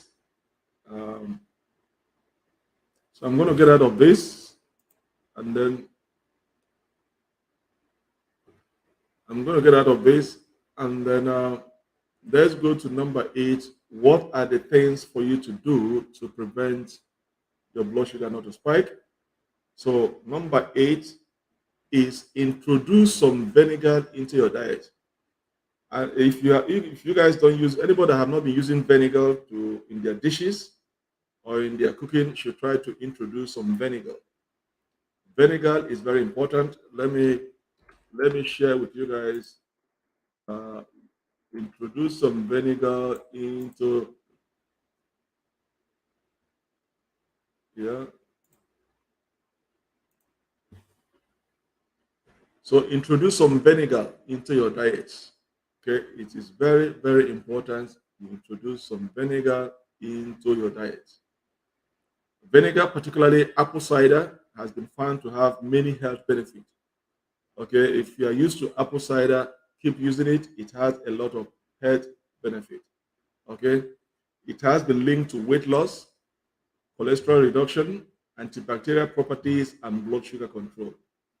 So if you have been using vinegar, keep it up because it has been linked to weight loss, cholesterol reduction, antibacterial properties, and blood sugar control.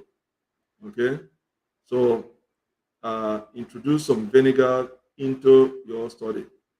The addition of vinegar can also lower the GI index of food, which can help to reduce your blood sugar spikes.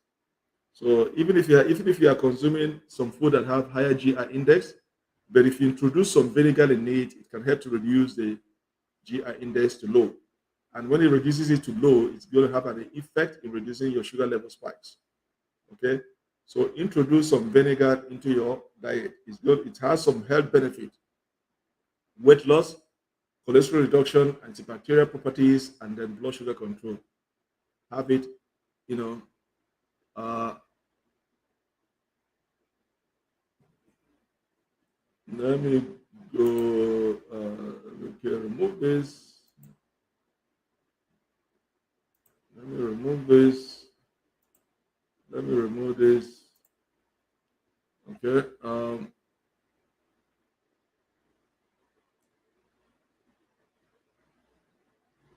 Let's see what we can do.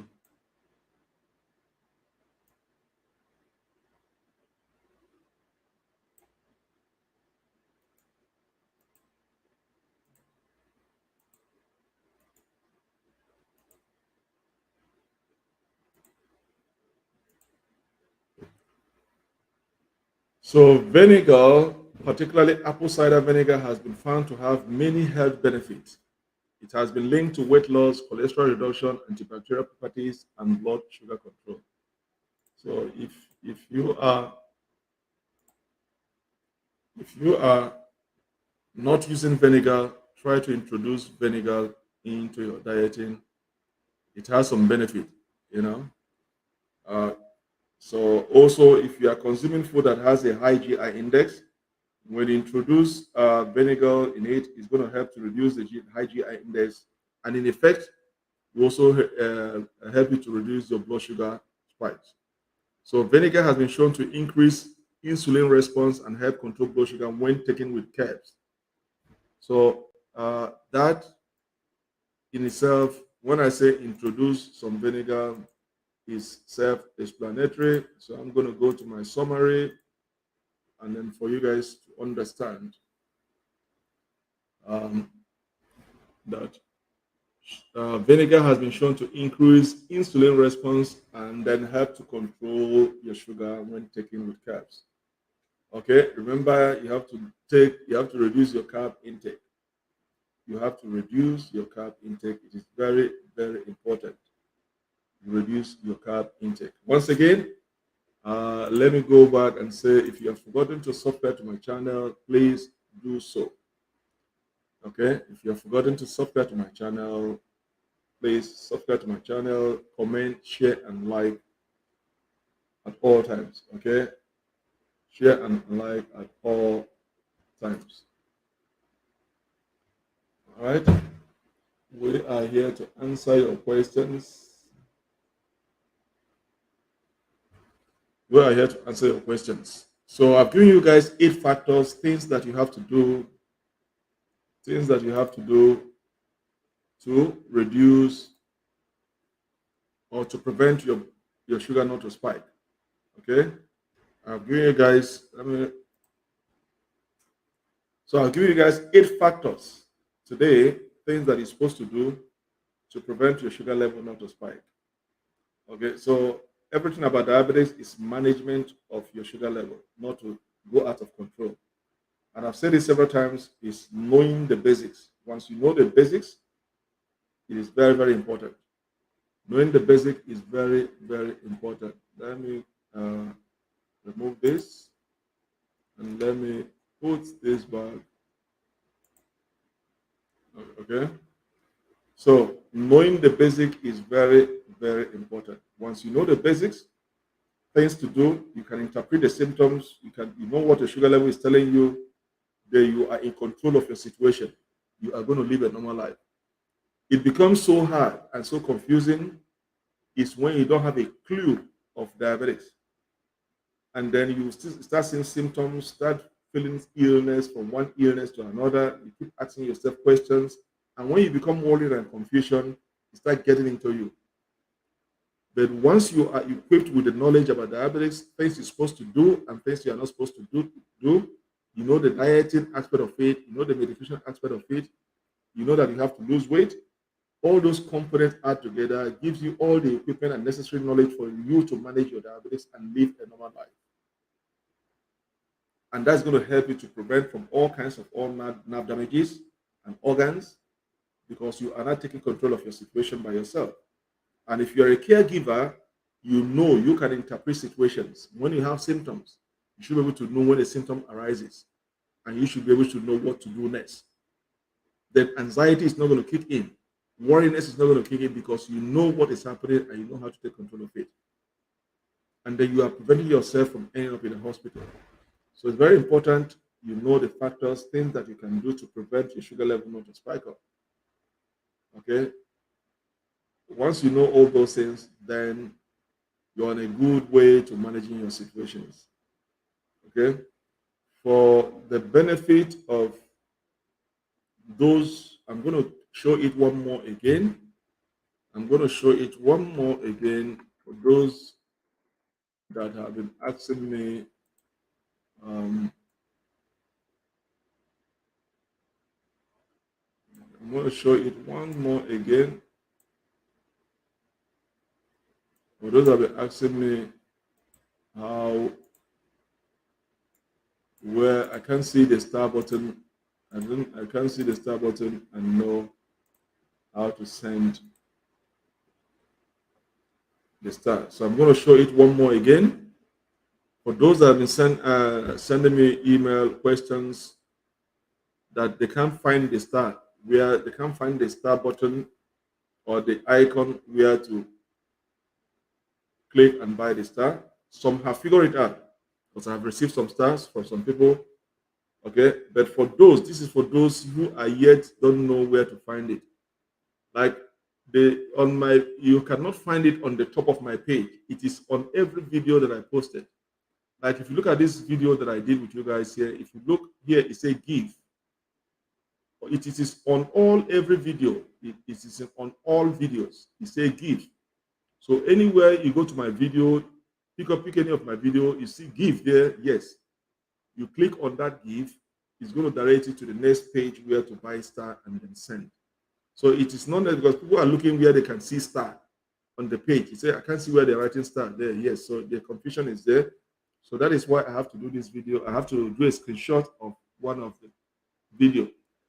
So if you go on any of my video, you're going to see where it says give. That is the star. That is where you buy star. You click on that give. It's going to direct you to the next page where to buy star and send. So that is why I have to show it one more time. I've shown it before. So for those that don't know where to see the star icon, you go to any of my video, you see give, you click on that give, it's going to direct you to another page and you're going to choose the number of stars you want to buy. You buy and then you send. So I'm showing it to you guys one more again. Or it is on every video, not on the top of my page. So you go to any of my video, you're going to see give. All right. And then when you go to my real video, because this is my video, when you go to the real, the real video that I posted on my page, you are not going to see give. You are going to see the star icon, the shape of star on the real video. You click on that star icon, it's going to direct you to the next page where to buy the star. Okay. So I said, let me show you guys one more again on that issue, and then I will proceed. Today, I have not been getting any question. That means things, when I don't get questions, I'm okay because it means everybody is learning, has learned, and then they have learned.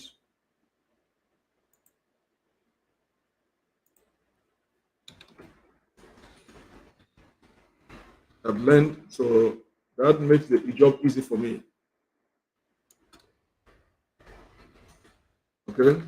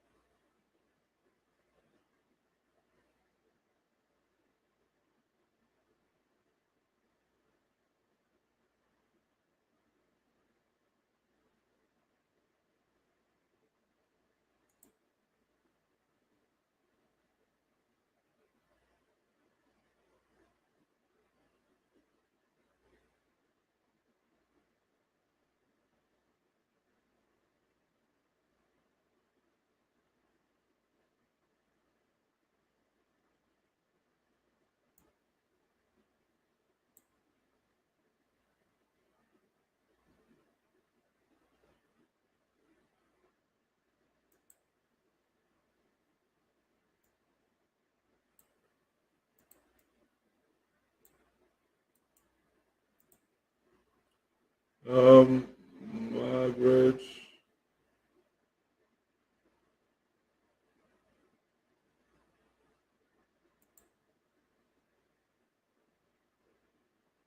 you're welcome, Margaret from Zimbabwe.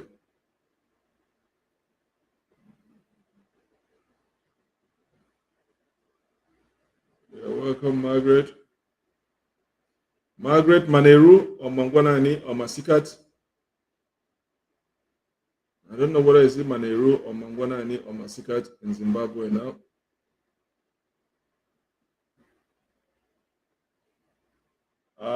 Ponfa, you asked me a question.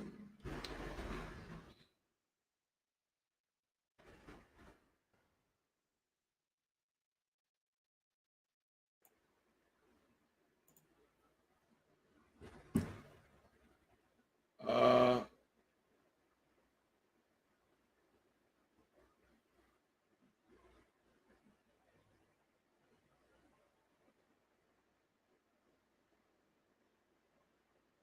oh, Maneru, oh, okay.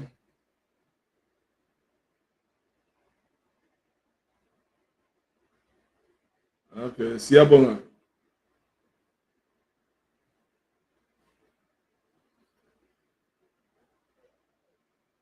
Okay, Maneru, okay.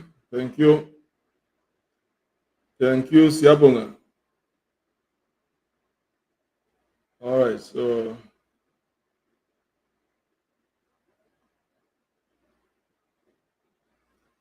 no, Siabonga is in the belly. Siabonga is in the belly. Shona, I believe from your name, I know you are Shona. So Shona is this way. Okay, am I right? Shona is this way to say thank you. Okay, all right. Um, so Ponfa, I've answered your question.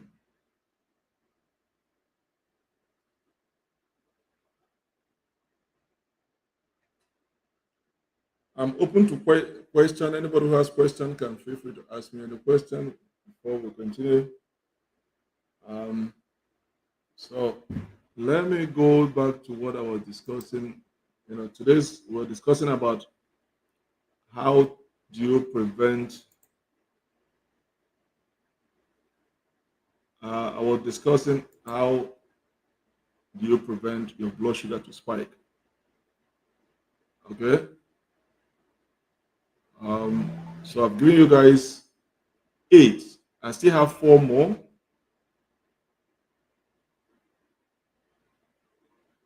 Oh, okay, yeah, from the belly. Oh, okay. Nguyama. Okay, Nguyama. Okay.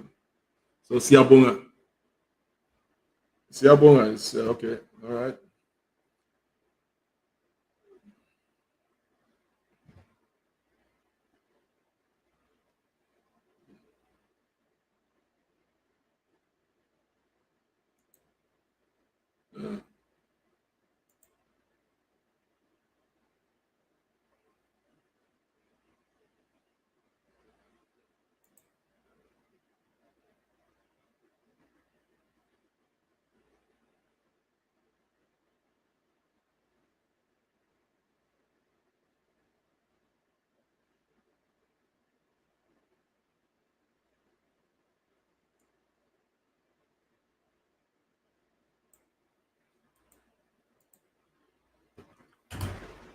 Uh, Pomfa say, what is the solution then? Sometime, uh, sometime it does not require. Sometime it does not require treatment. Okay. But when the pain or the itchiness becomes severe, then it warrants you seeing a doctor for prescription for some steroids or either bacteria or some steroid. It could be an antibacterial medication or antivirus medication in terms of like cream to apply on it. But sometime, sometime you might not require. Sometimes you might not require treatment. But if the pain or itchiness becomes severe, then you can see a doctor. Confirm. Okay. And then somebody asked me a question now. Margaret says, I crave for lemons. I can eat two per day. Is it normal for diabetes? Yes. Margaret, lemon is a citrus, belong to the class of citrus fruit. It's very loaded with fiber. Yes. Lemon is very good. Okay. Lemon is very good. It is a must. You must have lemon in your collections. Okay. Lemon, if you are taking lemon, crave for lemon, good. Lemon can come in a different form. There are people that can peel lemon and then squeeze the juice in their mouth.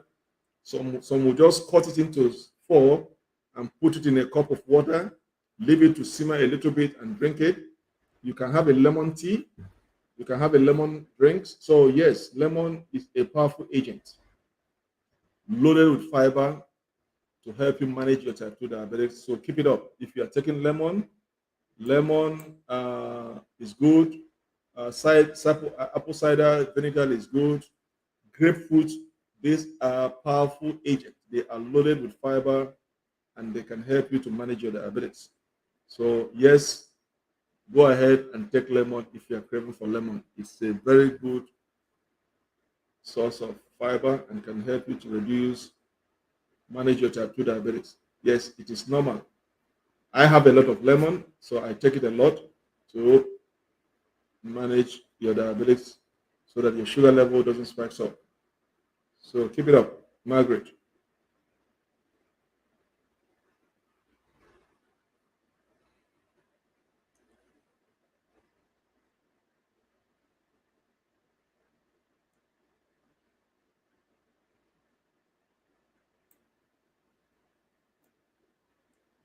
I'm waiting for more questions.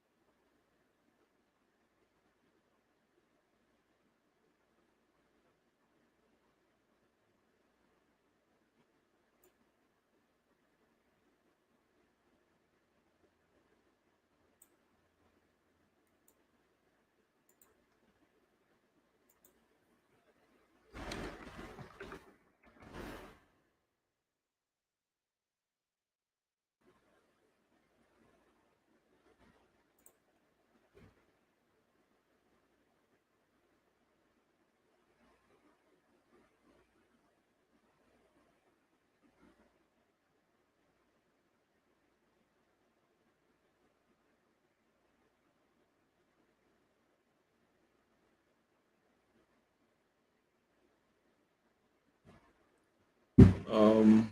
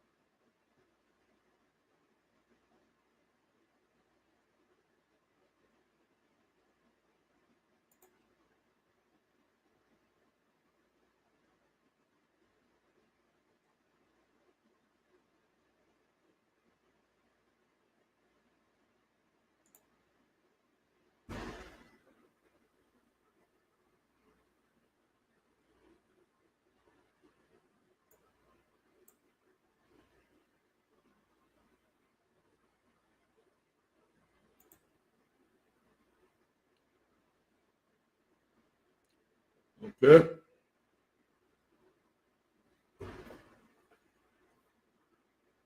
we're waiting for more questions. Now is the time for more questions.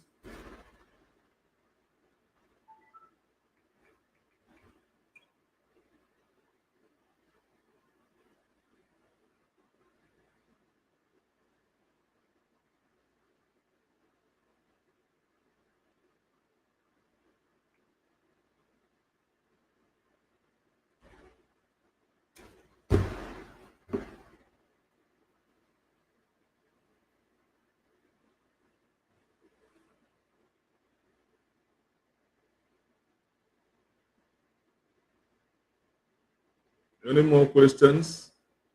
We are waiting for more questions.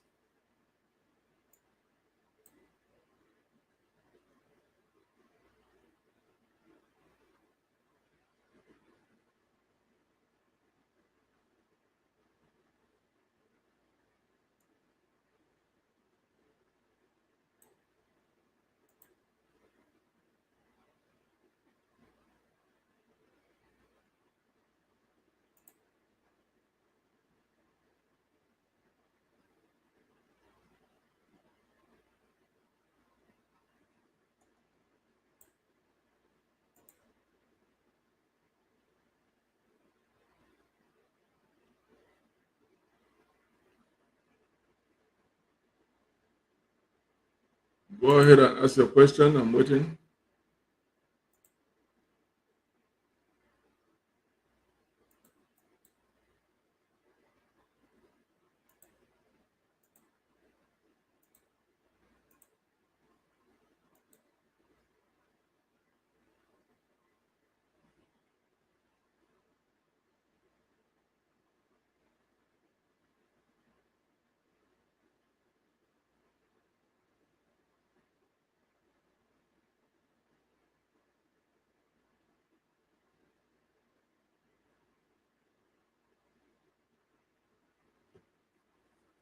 Okay.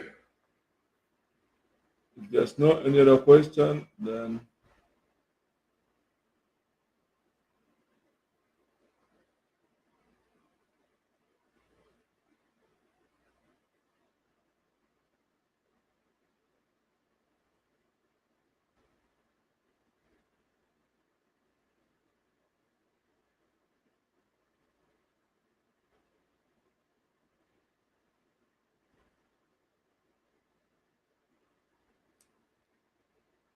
do we have any more questions?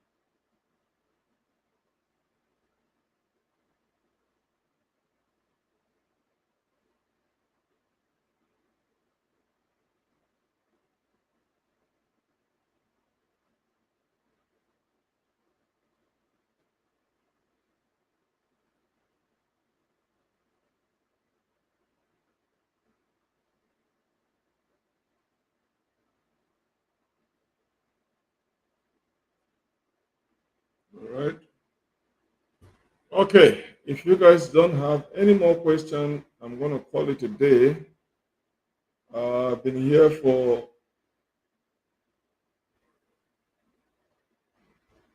2 hours plus now, so I think I've covered all the areas. I've covered all the areas for today's. Tomorrow is another day. Tomorrow is another day for another program.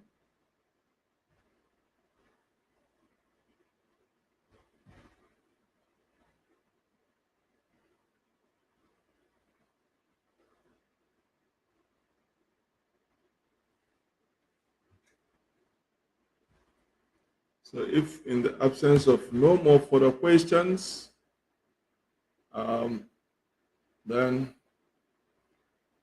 we'll call it a day. Except you guys have any question. I've finished doing my presentation. I'm waiting for question. This is a question and answer. So I'm here to answer any questions you guys have for me. Any question you guys have for me, I'm here to answer them.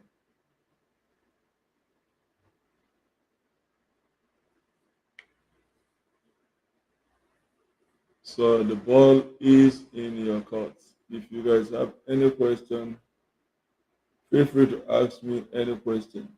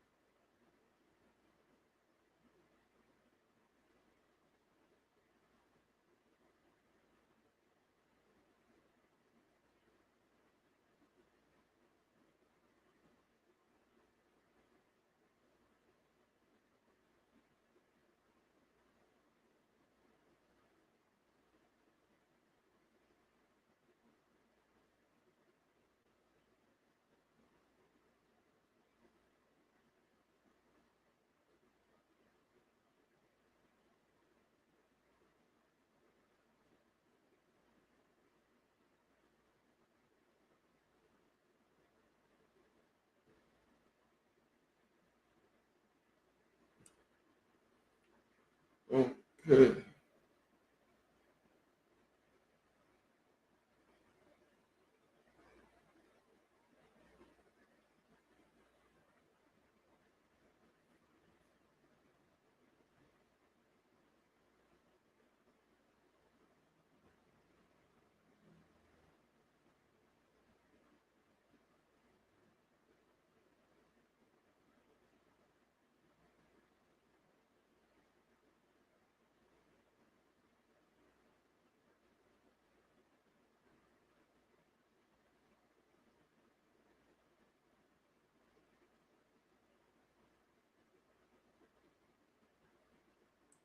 I'm answering questions and the page there online.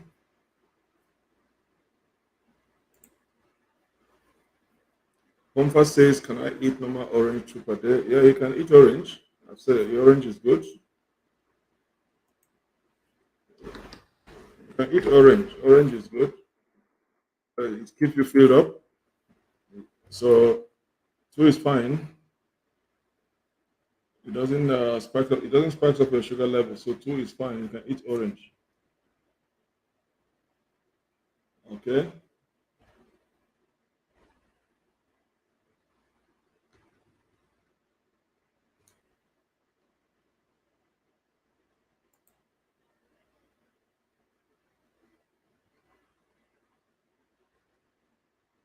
Right, let's say,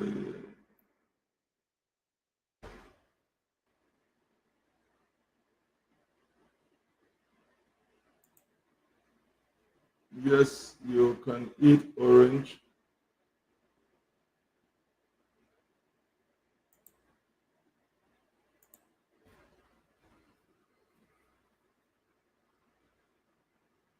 Orange is good. It has no any effect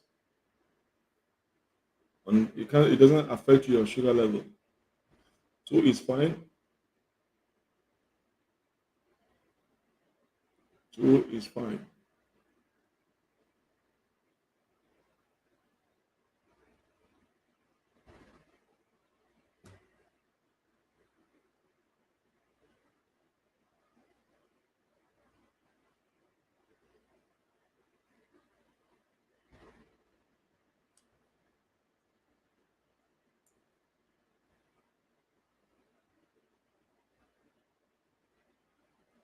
Two is fine. Let's go back to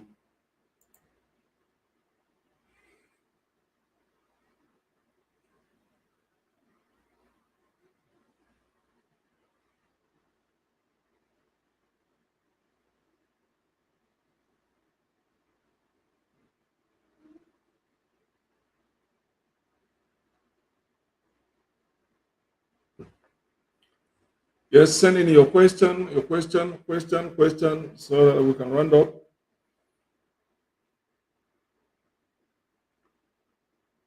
Send in your question. I want to read your questions before rounding up.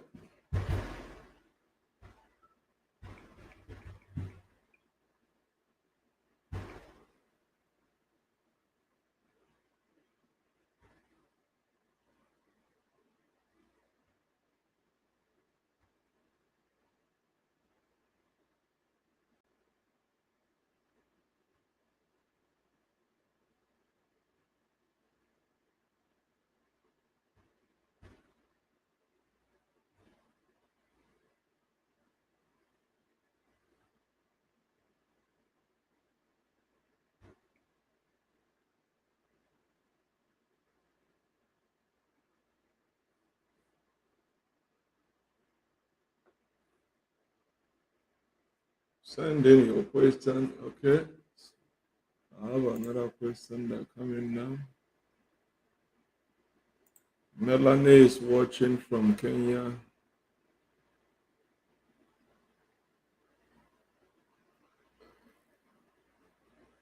Can you hear me now, Melanie? Is the sound okay now?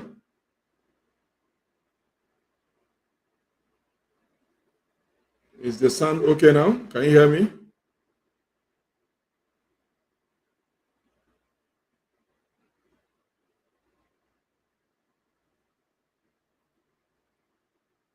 Am I sounding clear now?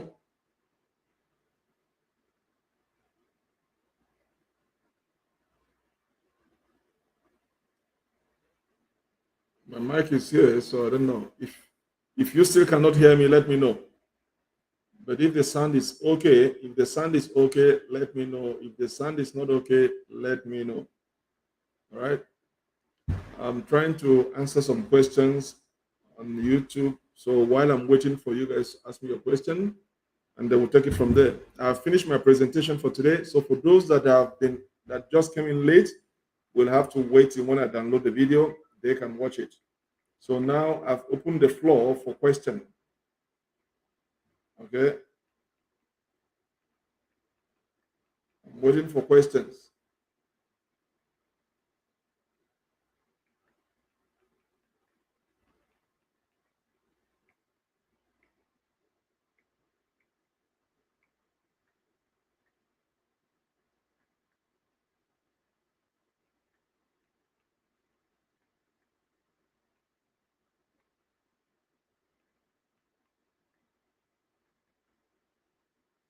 And if you can still not hear me, let me know. So I've adjusted my microphone. So if you can hear me, let me know.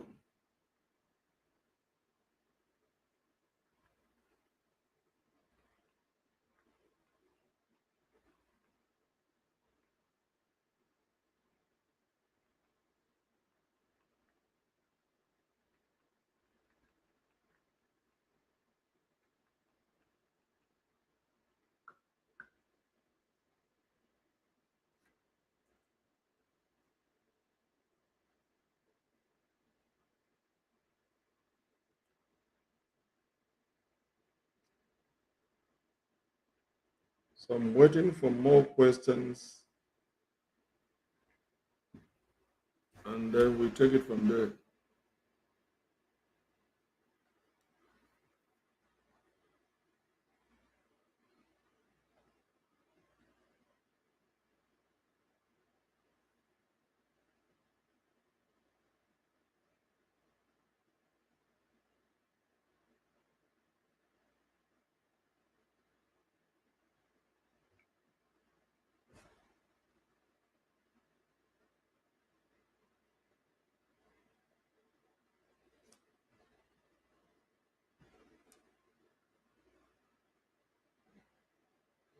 Melanie, can you hear me? Oh, she's gone. All right. In the absence of any other further question, I'm gonna conclude now for today's program so that I can do other things and have some videos to produce. So if you guys don't have any other question, then I'm gonna end the broadcast for today. And then for those that have not followed the program from the beginning, then when the video is downloaded, you can now watch the program in full. Okay. Today's program was about um, how do you prevent your blood sugar not to spike up, and I'll give you guys 8 factors, things to consider or things to do in order to prevent the sugar level not to spike up. So if you want to watch the full length of the video, then you have to wait when I download the video. So I don't want to make the video longer than it is now. It's almost 2.5 hours that I've been on this program. So I'm going to end it here. So if anybody has any other further question can send me a question, can inbox me, then I'll respond to the question. So in the meantime, I'm going to see you guys tomorrow, Sunday, July the 23rd, for another program. So for today's program, it's almost done. Any other further questions, inbox me with your question and I'm going to answer. If you have any comment, leave your comments and do not forget to share and invite your friends. Okay, so that is it. So once again, do not forget to like, share, and comment. And for those that have been asking me, how do you support the page? In this program, I've shown you guys that for you to support this page, for those that want to send the star and they couldn't find the star button, in this video, I showed you guys where to find it. It is on every video on my page. It is not the star button or it's not on the top of the page. The give button, wherever you see the right give on any of my video, you click on that button. It said give next to the comment. Take any of my video where it says like, comment, and share. You see where it says give. You click on that give, it's going to direct you to another page where to buy the star and send. So you have to, it's on every video in my page, not on top of the page as the headline. So you go in there, pick up any of my video, and look for give next to in between comment and share. It's in between comment and share button. You see give, and then you click on it, and then it's going to direct you to the next page where to buy star and send. So once again, I thank you guys. And for those that have been sending me star, I say thank you guys very much for the support. All right. So I'm going to see you guys tomorrow, Sunday, the July the 23rd, for another day's program. Meanwhile, enjoy your weekend, enjoy your Saturday, and remain blessed. Goodbye. Bye-bye.